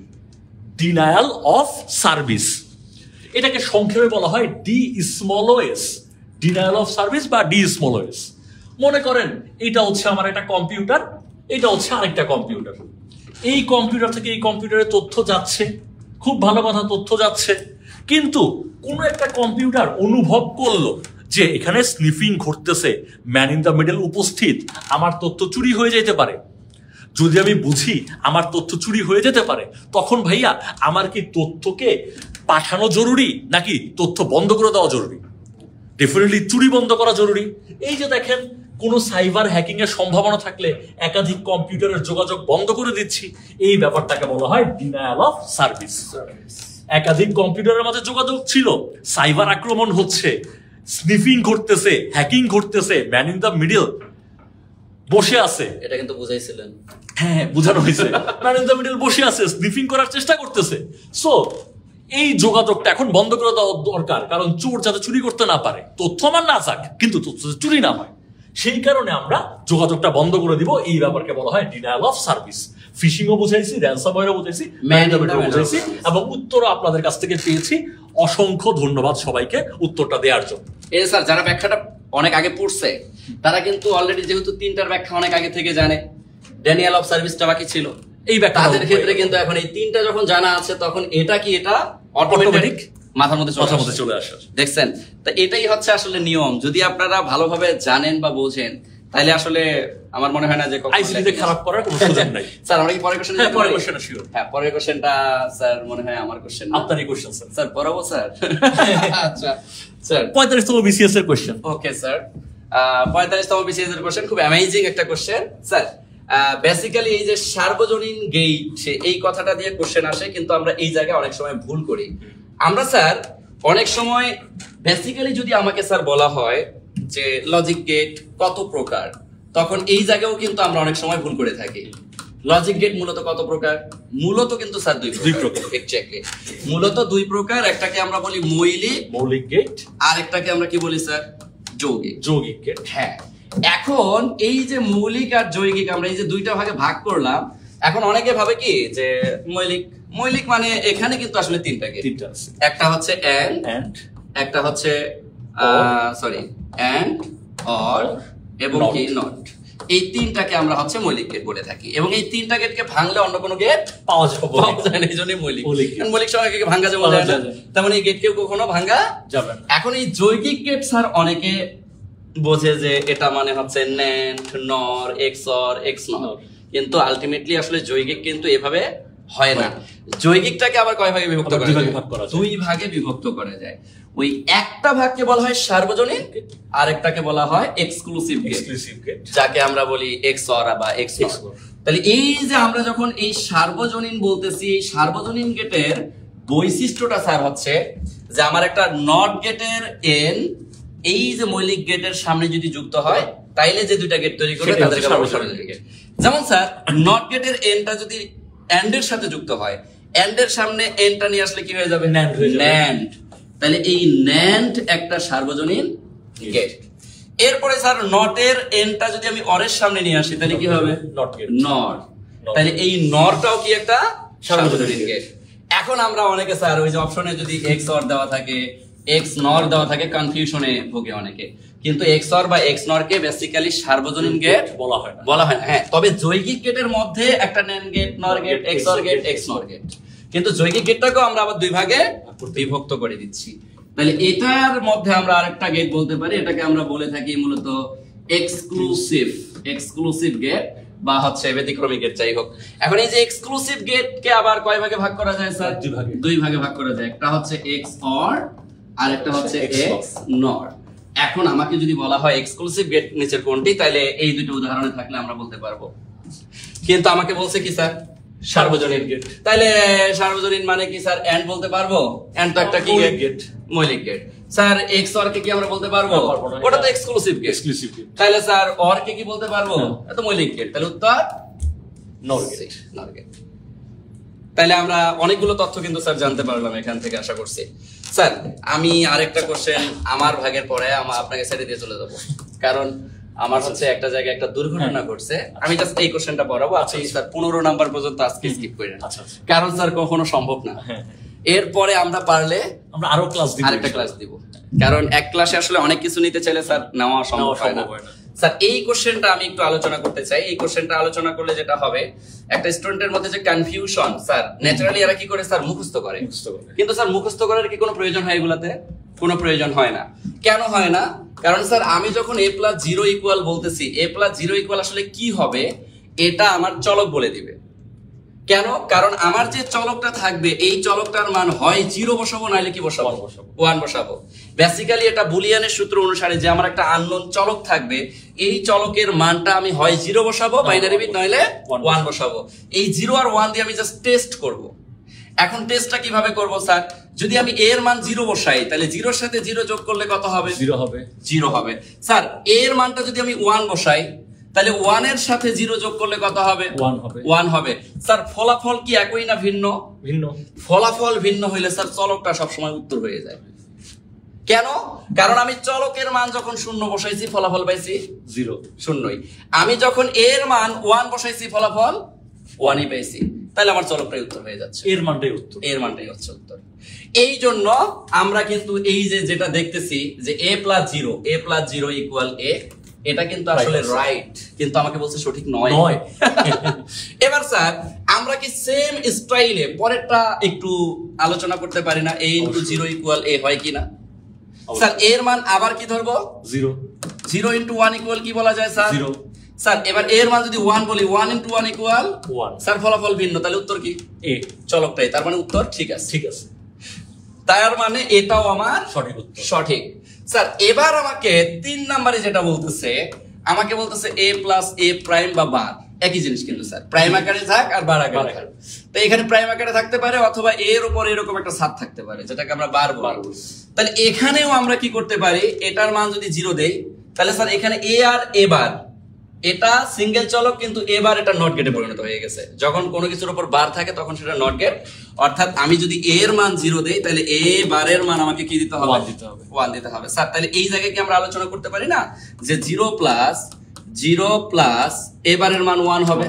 তাহলে ফলাফল কত স্যার? 1 1। স্যার এবার এটার মান আমি 0 নিচ্ছি, এটার মান যদি এবার আমি 1 নেই তাহলে স্যার 100% আলবাত এবারের মান কত নিতে হবে? কারণ এই যে একজন আরেকজনের বিপরীত। তাহলে আমরা এখানেও ফলাফল পাচ্ছি 1। স্যার একই রকম উত্তর আসলে সেটাই কি হয়? উত্তর। কিন্তু স্যার একই রকম উত্তর আসার পর 1, এটা আসলে এটাও সঠিক। তার মানে আমরা প্রথম তিনটাই রাইট পাইলাম, শুধুমাত্র চলকে মান বসায় আসে। এরপরে স্যার ডি নাম্বারে বলতেছে a ইনটু a বার বা a প্রাইম। স্যার এই জায়গায়ও তোমাকে সেম স্টাইল ফলো করতে হবে। এটার মান যদি স্যার আমি 0 ধরি তাহলে এটার মান 1, তাহলে ইকুয়াল 0। স্যার এবার এটার মান 1 ধরলে এটার মান 0, তারপরেও 0। তাহলে ফলাফল হওয়ার কথা কত স্যার? 0। কারণ একই উত্তর যা আসবে তাই উত্তর, যদি ভিন্ন আসে তাহলে চলকটাই উত্তর। তাহলে এখানে আমার দুইটাতেই 0 পাইলাম, উত্তর 0 হওয়ার কথা কিন্তু এখানে দেওয়া 1। তাইলে এটা হচ্ছে সঠিক না, সঠিক নাই আমার উত্তর। সঠিক নয় কিন্তু আমার উত্তর। আবার ভাইবেন না যে 3টা উত্তর। কথা ক্লিয়ার? তার মানে আপনারা বুঝতে পারছেন যে এই যে এটাই হচ্ছে আমার সঠিক। স্যার আজকে স্যার 15টা পর্যন্ত কারণ স্যার অনেক সময় হয়ে গেছে তো। আর কম্পিউটার স্যার আমরা তো জানি যে কম্পিউটারের তথ্যগুলো একটু জটিল। স্যার এই যে 13 আর 15 আমরা আলোচনা করব ইনশাআল্লাহ। আচ্ছা এখানে আমাদেরকে জিজ্ঞেস করছে, এটা ছিল 44তম বিসিএস এর কোশ্চেন, নিচের কোনটি সিস্টেম সফটওয়্যার নয়? আমরা জানি সফটওয়্যার দুই প্রকার, একটা হচ্ছে অ্যাপ্লিকেশন সফটওয়্যার, আরেকটা হচ্ছে সিস্টেম সফটওয়্যার। তাহলে সফটওয়্যার কয় প্রকার যদি আমাদের জিজ্ঞেস করে, আমরা বলবো সফটওয়্যার হচ্ছে দুই প্রকার, অ্যাপ্লিকেশন সফটওয়্যার আর সিস্টেম সফটওয়্যার। এখন প্রশ্ন হচ্ছে অ্যাপ্লিকেশন সফটওয়্যার কি আর সিস্টেম সফটওয়্যার কি? যেই সফটওয়্যার নিয়ে সরাসরি আমরা কাজ করতে পারি সেটাই হচ্ছে অ্যাপ্লিকেশন সফটওয়্যার। যেমন আমার বন্ধু বান্ধব বাড়াইতে হবে, আমি ফেসবুক নিয়ে কাজ করব, ফেসবুক নিয়ে ভাই আমি সরাসরি কাজ করি, ইউজার সরাসরি কাজ করে, সেটা অ্যাপ্লিকেশন সফটওয়্যার। তারপর যদি বলি যে আমার কোনো একটা জিনিস সার্চ দিয়ে দেখতে হবে, আমি গুগল ক্রোমের কাছে চলে যাব, গুগল ক্রোম আমি সরাসরি ব্যবহার করি, ইউজার সরাসরি ব্যবহার করে, তার মানে গুগল ক্রোম হচ্ছে অ্যাপ্লিকেশন সফটওয়্যার। যদি আমি বলি যে আমার গান শোনা দরকার, গান শুনবো কি দিয়ে? VLC player, KM player, Windows media player, এরকম প্লেয়ার দিয়ে শুনবো। তাহলে যেই সফটওয়্যারগুলো দিয়ে আমরা সরাসরি কাজ করব তারাই হচ্ছে অ্যাপ্লিকেশন সফটওয়্যার। আমার লেখালেখি করা দরকার, সরাসরি আমি কাজ করব কার সাথে? আমি সরাসরি কাজ করব হচ্ছে কি দিয়ে করা যায়? সরাসরি আমরা কাজ করতে পারি এমএস ওয়ার্ড দিয়ে। তাহলে এমএস ওয়ার্ড কেমন সফটওয়্যার? Application software. তাহলে যেই সকল সফটওয়্যার দিয়ে আমরা সরাসরি কাজ করব তারা অ্যাপ্লিকেশন সফটওয়্যার, আর যাদেরকে দিয়ে আমরা সরাসরি কাজ করতে পারবো না তারা হচ্ছে সিস্টেম সফটওয়্যার। এখন যদি আমরা অপশনগুলোর দিকে তাকাই, কোনটা সিস্টেম সফটওয়্যার নয়? দেখেন লিনাক্স হচ্ছে একটা অপারেটিং সিস্টেম। যেমন অ্যান্ড্রয়েড একটা অপারেটিং সিস্টেম, আপনারা সবাই অ্যান্ড্রয়েড ব্যবহার করছেন। অ্যান্ড্রয়েডের মতোই আরেকটা অপারেটিং সিস্টেমের নাম হচ্ছে লিনাক্স। অ্যান্ড্রয়েড একটা অপারেটিং সিস্টেম। তারপর যারা বড় লোক অ্যাপেল ব্যবহার করে, আইফোন ব্যবহার করে, তাদের কাছে তো অ্যান্ড্রয়েড নাই। অ্যান্ড্রয়েডের মতোই যে জিনিসটা আছে তার নাম হচ্ছে আইওএস। এখন ভাই আমাকে একটু বলেন তো, আপনার জীবনে আপনি কোনোদিন অ্যান্ড্রয়েড দিয়ে কোনো কাজ করছেন? অ্যান্ড্রয়েড দিয়ে আপনি আপনার জীবনে কোন কাজটা করছেন? অ্যান্ড্রয়েড দিয়ে আপনি আপনার জীবনে কোনো কাজ করেন নাই। আপনি গান শুনছেন এমএক্স প্লেয়ার দিয়ে, আপনি ফেসবুক চালাইছেন ফেসবুক অ্যাপ দিয়ে, কিন্তু অ্যান্ড্রয়েড দিয়ে আপনি কোনো কাজ করছেন আপনার জীবনে? কোনোদিনই করেননি। ঠিক তেমনি অ্যান্ড্রয়েডের আপন ভাই হচ্ছে লিনাক্স, কারণ লিনাক্স কার্নেল দিয়েই মূলত অ্যান্ড্রয়েড তৈরি। তারপরে অ্যান্ড্রয়েডের চাচাতো ভাই হচ্ছে অ্যাপেল ওএস, অ্যাপেলের আইওএস। তাহলে এরা সবাই আসলে সিস্টেম সফটওয়্যার, কারণ এদেরকে দিয়ে আমরা সরাসরি কোনো কাজই করতে পারি না। আর এই মজিলা ফায়ারফক্স হচ্ছে অ্যাপ্লিকেশন সফটওয়্যার, কারণ মজিলা ফায়ারফক্স দিয়ে আমরা সরাসরি কাজ করি। কি কাজটা করি? আমরা বিভিন্ন জিনিস সার্চ দিয়ে নিয়ে আসি, কারণ এই মজিলা ফায়ারফক্স হচ্ছে সার্চ দিয়ে নিয়ে আসি। মজিলা ফায়ারফক্সটা হচ্ছে আমাদের ব্রাউজার। তাহলে আমরা পেয়ে যাচ্ছি মজিলা ফায়ারফক্স হচ্ছে আমাদের সঠিক উত্তর। 26 তারিখ বিসিএস এক্সাম, সবাই দোয়া করবেন। হ্যাঁ রাইট, সবাই সবার জন্য দোয়া করবেন। সাইমান, আপনাকেও অনেক দোয়া রইল আপনার জন্য। তো দেখেন ব্যাপারটা বুঝছেন কিনা, ব্যাপারগুলো ক্লিয়ার হচ্ছে কিনা একটু জানাবেন। যদি আমি এখন 15 নম্বর কোশ্চেনে চলে যাই, এটাই আজকের মতো আমাদের লাস্ট কোশ্চেন, 15 নম্বর কোশ্চেন। আমরা পরে আরো আমাদের সাথে ক্লাসে দেখা হবে। 15 নম্বর কোশ্চেন, লাস্ট কোশ্চেন। এই কোশ্চেনটা দেখি কে পারবেন। যে কম্পিউটার প্রোগ্রাম নিজেই অন্য কম্পিউটারে ইন্টারনেটের মাধ্যমে কপি হয় তাকে কি বলে? যেই কম্পিউটার প্রোগ্রামটা বা সফটওয়্যারটা অটোমেটিক অন্য আরেকটা কম্পিউটারে কপি হয় তাকে কি বলা হয়? যেই সফটওয়্যারটা অন্য কম্পিউটারে কপি হয় তাকে কি বলা হয়? তাকে কি বলা হয়? দেখি কে বলতে পারবেন তাকে আসলে কি বলা হয়? আচ্ছা, তাহলে আমরা একটু ব্যাপারগুলো বোঝার চেষ্টা করি। ফার্স্টে আমরা একটু বোঝার চেষ্টা করি ভাইরাস। ভাইরাসের ফুল মিনিং আপনি জানেন, ভাইটাল ইনফরমেশন রিসোর্সেস আন্ডার সিজ। ভাইরাসের ফুল মিনিং কি? ভাইটাল ইনফরমেশন রিসোর্সেস আন্ডার সিজ। ভাইরাসের বৈশিষ্ট্য কি? ভাইরাসের বৈশিষ্ট্য হচ্ছে তাকে ক্লিক করতে হবে। আপনার কম্পিউটারে একটা ভাইরাস ঢুকছে, সেই ভাইরাস ঢুকেই কিন্তু আপনার গুরুত্বপূর্ণ ফাইলগুলোর ক্ষতি করতে পারবে না। আপনি যদি সেই গুরুত্বপূর্ণ ফাইলটাতে ক্লিক করেন, ক্লিক করলে সে নিজের সংখ্যা বাড়াবে, নিজের কপি তৈরি করবে, অনেক অনেক কপি হবে। কপি হওয়ার পর আপনার কম্পিউটারের ক্ষতি করবে, আপনার কম্পিউটারের গুরুত্বপূর্ণ ফাইল নষ্ট করে ফেলবে, ডিলিট করে ফেলবে, করাপ্টেড করে ফেলবে। কিন্তু শর্ত কি? আপনার কম্পিউটারে ভাইরাসটা আসছে ইন্টারনেটের মাধ্যমে আসতে পারে, পেন ড্রাইভের মাধ্যমে আসতে পারে, বন্ধু বান্ধব আপনাকে মেল সেন্ড করছে, মানে ইন্টারনেটের মাধ্যমে বলতে পারি। ইন্টারনেট বা পেন ড্রাইভের মাধ্যমে আপনার কম্পিউটারে একটা ক্ষতিকর সফটওয়্যার আসছে, তার নাম ভাইরাস যদি হয়, তাকে আপনি ক্লিক করবেন। ক্লিক করলে সে আপনার ক্ষতি করবে, সে নিজের সংখ্যা বাড়াবে। এটা হচ্ছে ভাইরাসের বৈশিষ্ট্য। তারপর যদি ট্রোজান হর্সের কাছে আসি, ট্রোজান হর্স এই ব্যাটাও ক্ষতিকর সফটওয়্যার। এই ব্যাটা আপনার কম্পিউটারে আসবে, কিন্তু ট্রোজান হর্স আসে ছদ্মবেশ নিয়ে। ভাইরাস যেমন নিজের চেহারা নিয়ে আসে, যে আমি ব্যাটা ক্ষতিকর সফটওয়্যার, আমি তোমার কম্পিউটারে আসছি, নিজের আসল চেহারা নিয়ে আসে। কিন্তু ট্রোজান হর্স আসে ছদ্মবেশ নিয়ে। ট্রোজান হর্স আসে ক্ল্যামোফেজ নিয়ে, ছদ্মবেশ নিয়ে আসে। ছদ্মবেশ নিয়ে আপনার কম্পিউটারে প্রবেশ করে, আপনি ভুলে সেখানে ক্লিক করেন। ক্লিক করলে পরে সে নিজের কপি তৈরি করে, নিজের সংখ্যা বাড়ায়, এবং সংখ্যা বাড়িয়ে সে আপনার কম্পিউটারে থাকা মহা গুরুত্বপূর্ণ সে আপনার কম্পিউটারে থাকা মহা গুরুত্বপূর্ণ তথ্যগুলাকে ডিলিট করে দেয়, করাপ্ট করে দেয়, নষ্ট করে দেয়। এই ব্যাটার নাম হচ্ছে ট্রোজান হর্স। এইবার যদি আসি আমরা ওরমসের কাছে, এইবার আমরা আসতেছি ওরমসের কাছে।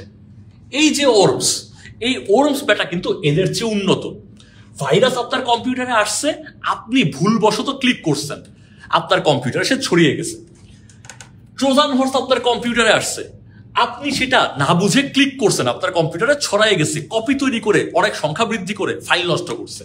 কিন্তু ওরমস ব্যাটা সে যখন আপনার কম্পিউটারে আসবে, সেও ম্যালওয়্যার, সেও ক্ষতিকর সফটওয়্যার। আপনার কম্পিউটারে যখন আসবে, তখন আপনার কোনো ক্লিকের প্রয়োজন হবে না, সে অটোমেটিক্যালি নিজের কপি তৈরি করবে, কপি তৈরি করে আপনার কম্পিউটারে ড্যামেজ করবে, আপনার ফাইল নষ্ট করবে।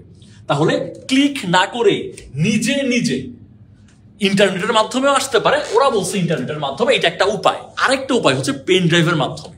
যদি আপনার কম্পিউটারে আসে, এসে ক্লিক ছাড়াই, উইদাউট ক্লিক, অটোমেটিক আপনার কম্পিউটারে থাকা মূল্যবান জিনিসপত্র নষ্ট করে, তখন সেই ব্যাটাকে বলা হয় ওরমস।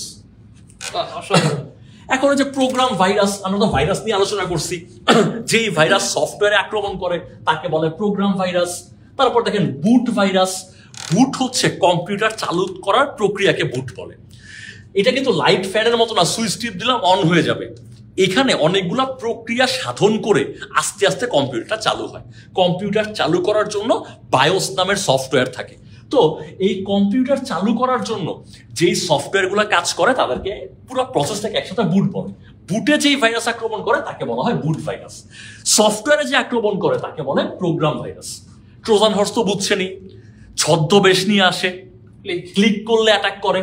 আর ওরমস হচ্ছে আসল চেহারা নিয়ে আসে, কিন্তু আপনি ক্লিক না করলেও নিজে নিজে ছড়িয়ে যাবে।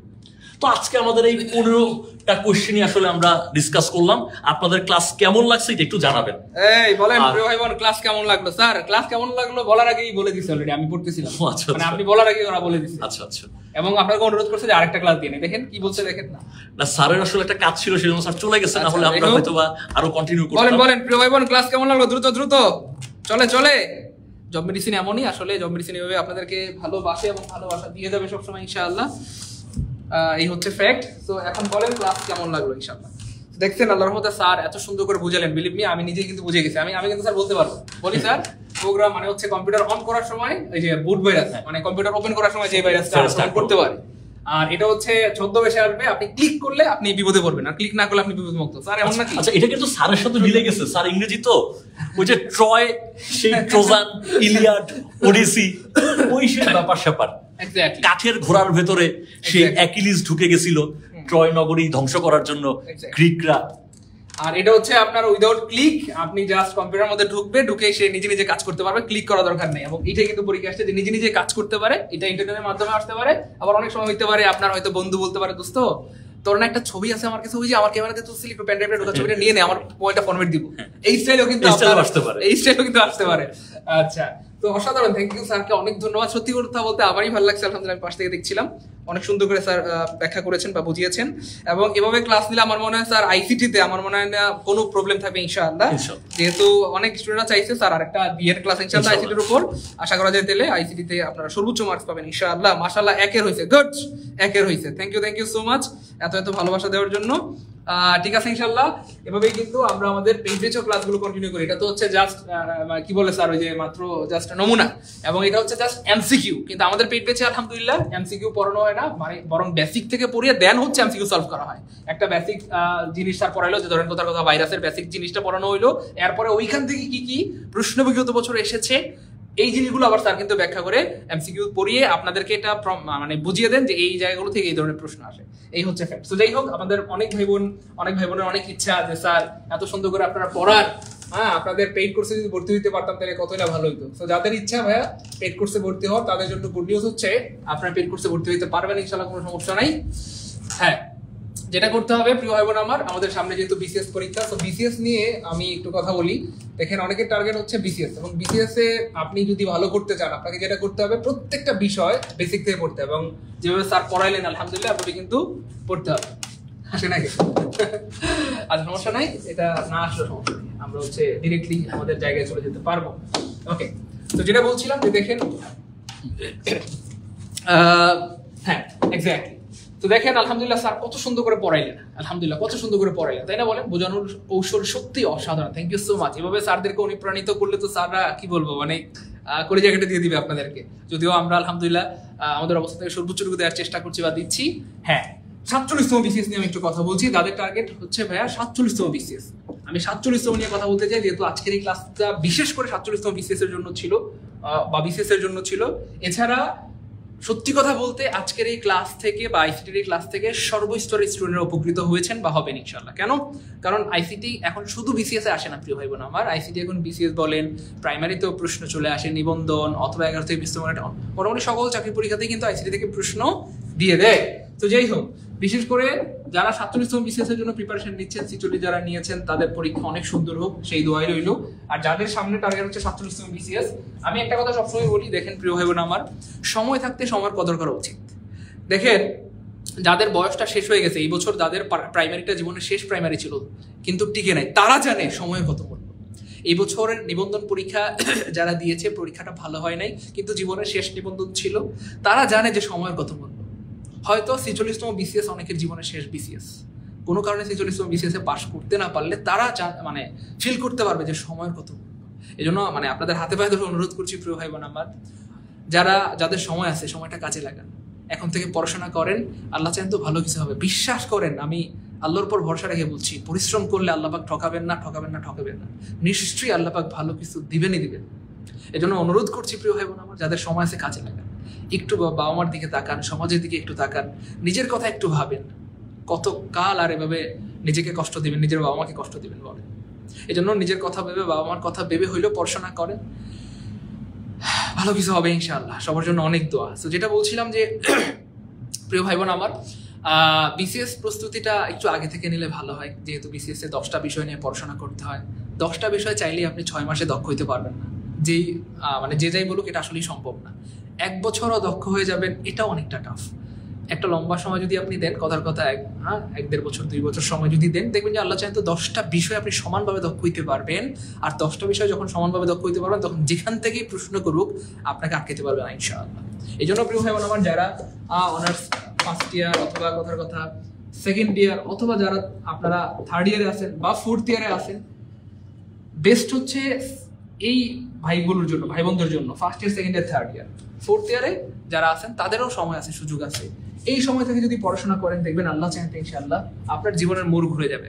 ফার্স্ট ইয়ার থেকে যারা পড়াশোনা করে তাদের যেটা হয় যে সেকেন্ড ইয়ার বা থার্ড ইয়ারে উঠতে উঠতে তাদের সিলেবাস একেবারে শেষ হয়ে অনেক সময় দেখা যায় 1-2 বার রিভিশন হয়ে যায়। তার মানে কথার কথা থার্ড ইয়ারে, ফার্স্ট ইয়ার থেকে যারা পড়াশোনা করে বা সেকেন্ড ইয়ার থেকে থার্ড ইয়ারে উঠলেই দেখবেন যে আল্লাহ চাইতে আপনাদের সিলেবাস শেষ। তাহলে যেটা হবে যে থার্ড ইয়ারে সে বিসিএস কাটার হওয়ার উপযুক্ত, কথার কথা তার শুধু বাকি কি ফোর্থ ইয়ার ফাইনাল পরীক্ষা দিয়ে অ্যাপিয়ার্ড হওয়া অথবা সার্টিফিকেট নেওয়া, কথার কথা মানে অনার্স পাস করা। মানে এমনিতে আল্লাহর রহমতে বুঝছেন তো থার্ড ইয়ারের উঠতে উঠতেই সে কিন্তু উপযুক্ত হয়ে যায় প্রিলি পাস করার। সো বাধা কি? বাধা হচ্ছে ফোর্থ ইয়ার পরীক্ষাটা না দিলে তো আর বিসিএস দেওয়া যায় না, বা অনার্স পরীক্ষা না দিলে। তো সেই ক্ষেত্রে ফোর্থ ইয়ার পরীক্ষাটা দিয়ে এসে অ্যাপিয়ার দিলে দেখবে যে ফার্স্ট টাইম বিসিএস ক্যাডার। তো যারা ফার্স্ট ইয়ার, সেকেন্ড ইয়ার বা থার্ড ইয়ার থেকে পড়ে বা ফোর্থ ইয়ার থেকেও যদি পড়েন আল্লাহ চাইতো, দেখবেন যে আল্লাহ চাইতো প্রথমবারে বিসিএস ক্যাডার হওয়ার সম্ভাবনা অনেক বেশি। আর প্রথমবারে বিসিএস ক্যাডার হয়ে গেলে যেটা হবে, কথার কথা অনেকে 2-3 বার, 3-4 বার, 5-6 বার দিয়ে হয়। তো যারা প্রথমবারে বিসিএস ক্যাডার হয়, যারা 5-6 বার দিয়ে হবে, আপনি তাদের অনেক সিনিয়র অফিসার হয়ে যাবেন ইনশাআল্লাহ। দেখা গেলো যে অনেক বড় ভাইদেরও অফিসার হয়ে যাবেন আপনি ইনশাআল্লাহ, মানে বড় ভাইদেরও সিনিয়র অফিসার হয়ে যাবেন। এই জন্য ভাই সত্যিকার অর্থে যাদের টার্গেট তারা ফার্স্ট ইয়ার থেকে শুরু করেন বা সেকেন্ড ইয়ার থেকে শুরু করেন, অথবা করো তোমরা প্রিয় ভাই বোন আমার, দেখবো ভালো হবে ইনশাআল্লাহ। তো যাই হোক, যারা বিসিএস নিয়ে প্রিপারেশন নিতে চাচ্ছেন, এবং মজার ব্যাপার হচ্ছে বিসিএস প্রিপারেশন নিলে আসলে মোটামুটি সকল চাকরির প্রিপারেশন হয়ে যায়, সব চাকরির, প্রাইমারি নিবন্ধন থেকে শুরু করে একাত্তর সব হয়ে যাবে ইনশাআল্লাহ। কেন? বিসিএস এর 10টা সাবজেক্ট, 10টা সাবজেক্টে যে দক্ষ হয় তারে আর কে আটকায়। এই জন্য ভাই বিসিএস এর আমাদের কোর্সটা আমরা যেভাবে সাজিয়েছি ইনশাআল্লাহ 10টা বিষয় কিন্তু পড়ানো হবে। বিসিএস এর 10টা বিষয় পড়ানো হবে ইনশাআল্লাহ, 10টা বিষয় পড়ানো হবে। এবং মজার ব্যাপার হচ্ছে বিসিএস এর কোর্সে কিন্তু আপনারা 2000 টাকা কিন্তু লেকচারশিট পাবেন। 2000 টাকা কি পাবেন বলেন ভাইয়া? লেকচারশিট পাবেন, মানে 10টা বিষয়েরই কি পাবেন? লেকচারশিট পাবেন। এবং সেটা কিন্তু আমরা পিডিএফ না, আমরা জাস্ট সেটা আপনাকে কুরিয়ার করে ফ্রিতে দিব, আমাদের কোর্সের সাথে সম্পূর্ণ ফ্রিতে পাবেন। যদিও আমাদের কোর্স ফি হচ্ছে 5200 টাকা, কিন্তু আমরা আমাদের ভাই বোনদের, বেকার ভাই বোনদের কথা চিন্তা করে সুযোগ করে দিয়েছি মাত্র 3000 কত টাকা বলেন ভাইয়া? 500 টাকা। দেখেন 3500 টাকার কোর্সে আপনি 2000 টাকার লেকচারশিট ফ্রিতে পাবেন। 2000 টাকার লেকচারশিট পাইলে কোর্সের দাম কত পড়ে? আলটিমেটলি 1500 টাকা অথবা 1500 টাকা। সো চিন্তা করেন, রাগ করবেন না, একটু বোঝার ট্রাই করেন। 10টা বিষয় পড়ানো হবে মাত্র 1500 টাকায়। ওটা বুঝছেন? এই জন্য প্রিয় ভাই বোন আমার, টাকা পয়সা জীবনে অনেক আসবে যাবে, কিন্তু সময় সুযোগ বারবার আসে না। এই জন্য সময় থাকতে একটু কাজে লাগান। বিশ্বাস করেন আপনার আনন্দে আপনার বাবা মা হাসবে, আপনার পরিবার হাসবে, আপনার সমাজ হাসবে ইনশাআল্লাহ। সো একটু নিজেকে দামি বানানোর চেষ্টা করেন ইনশাআল্লাহ, ঠিক আছে? ঠিকঠাক মতো মন দিয়ে পড়াশোনা করেন।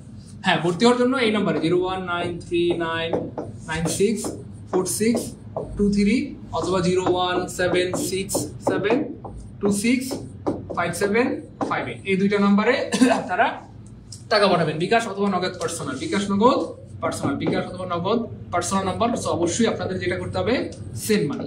এছাড়াও যাদের টার্গেট যে ভাইয়া আমরা বেসিক্যালি প্রাইমারি প্রস্তুতি নিতে চাই, কোনো সমস্যা নাই। শুধু প্রাইমারি যারা প্রস্তুতি নিতে চাচ্ছেন ভাই আমার, যে ভাইয়া আমার টার্গেট হচ্ছে শুধু প্রাইমারি।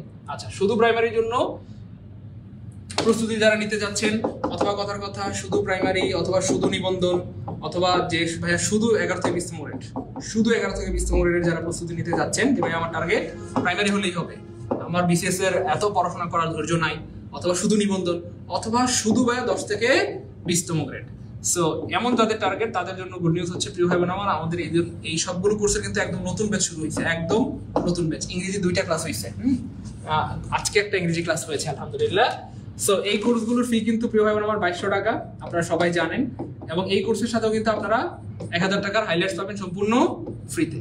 কিন্তু প্রিয় ভাই বোন আমার, আমরা এই কোর্সের অফার দিয়েছি মাত্র এখন কত বলেন? 1950 টাকা। প্রাইমারিতে 1950 টাকা ভর্তি দিতে পারবেন, বিসিএস 1950 টাকা, এবং নিবন্ধনও ভর্তি দিতে পারবেন মাত্র 1950 টাকা। আর যাদের হচ্ছে টার্গেট যে ভাইয়া আমি তো নিবন্ধন পরীক্ষা আমার ভালো হয়েছে, 18তম নিবন্ধন, আমি ভাই লিখিত কোর্স করবো, সো লিখিত কোর্স করতে পারবেন মাত্র 1500 টাকা। মাত্র 1500 টাকা পাঠাইলেই হবে ইনশাআল্লাহ, লিখিত কোর্সে ভর্তি দিতে পারবেন। সায়েন্স ফ্যাকাল্টি, কমার্স ফ্যাকাল্টি অথবা আর্টস ফ্যাকাল্টির যে কোনো স্টুডেন্ট কিন্তু আপনারা এই কোর্সে ভর্তি হতে পারবেন। আমি আবার বলছি, দেখেন আমি সবসময় এটা বোঝানোর ট্রাই করি, আপনি বাসায় একা একা পড়লেও পড়াশোনা হবে না, ব্যাপারটা এমন না। কিন্তু ফ্যাক্ট হচ্ছে দেখেন আমাদের পড়াশোনা অনেক সময় হয়ে ওঠে না বা করা হয়ে ওঠে না। অনেকে হয়তো 1 বছর 2 বছর 3 বছর ধরে পড়াশোনা করছে, সিলেবাসটা এখনো শেষ হয় নাই। কিন্তু যেহেতু আমাদের এই কোর্সগুলোর টার্গেট হচ্ছে 3 মাস, 3 মাস থেকে 3.5 মাসের মধ্যে আমরা এই কোর্সগুলো শেষ করবো ইনশাআল্লাহ।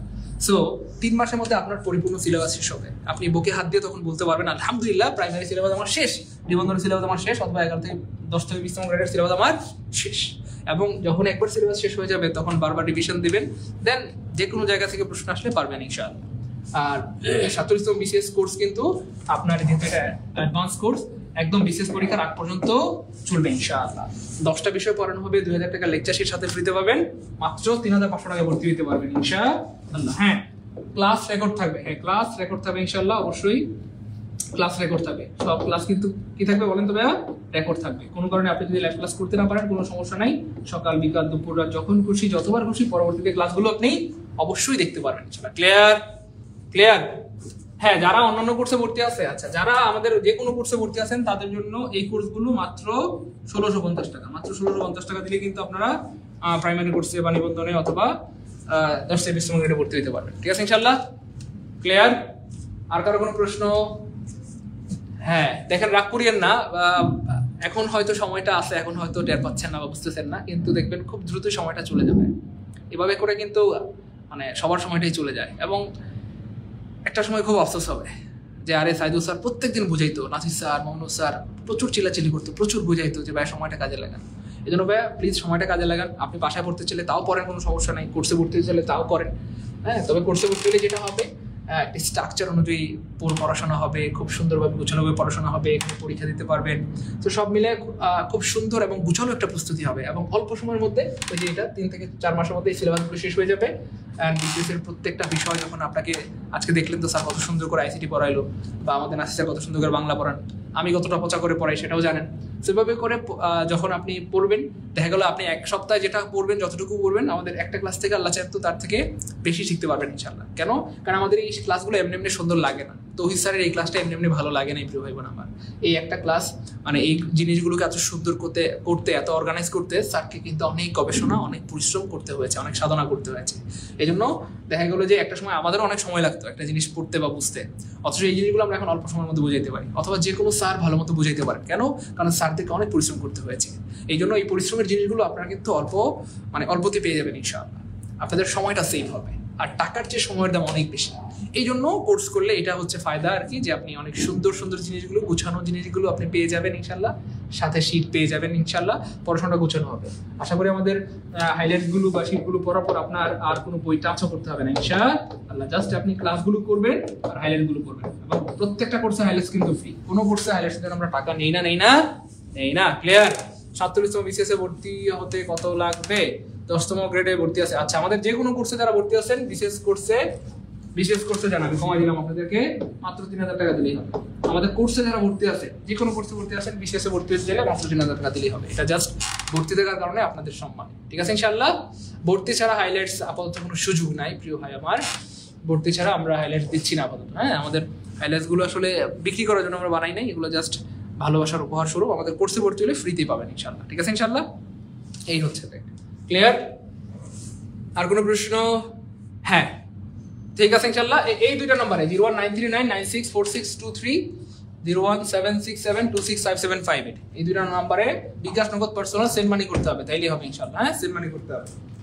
ঠিক আছে ইনশাআল্লাহ? সবার জন্য অনেক অনেক দোয়া এবং অনেক শুভকামনা রইল। আল্লাহ পাক আমার ভাইদেরকে অনেক ভালো রাখেন, অনেক সুন্দর রাখেন, অনেক সুস্থ রাখেন, উত্তম এবং পবিত্র জীবন দান করেন। ঠিক আছে ইনশাআল্লাহ? এখন কলেজের ইংলিশে যদি আমি এডমিট হতে চাই, কলেজের ইংলিশে ভাই 1500 টাকা লাগবে। হ্যাঁ, 1500 টাকা হইলেই কিন্তু ভর্তি হতে পারবেন। 1500 টাকা লাগবে, 1500 হইলেই ভর্তি হতে পারবেন ইনশাআল্লাহ। কলেজ বা স্কুল পর্যায়ে যে কোনোটাতে ভর্তি হলে 1500 টাকা। অনেকে আছেন যে ভাই আমি স্কুল কলেজ দুইটাই করবো, দুইটাতে যারা করবেন জান তাদের জন্য আরো কমাই দিলাম, দুইটা করলে 2500 টাকা দিলেই হবে। ঠিক আছে ইনশাআল্লাহ? জান, দুইটা করলে 2500 টাকা হলেই হবে। 47তম ব্যাচ নতুন ভাইয়া, নতুন ব্যাচ শুরু হয়েছে, ওইটা নতুন ব্যাচই, এই ব্যাচে ভর্তি হয়ে গেলেই আপনি ইনশাআল্লাহ ক্লাসগুলো শুরু থেকে করতে পারবেন। ঠিক আছে ইনশাআল্লাহ? থাকেন তাহলে এসবের জন্য অনেক অনেক অনেক দোয়া রইল। আসসালামু আলাইকুম ওয়া রাহমাতুল্লাহি ওয়া বারাকাতুহু।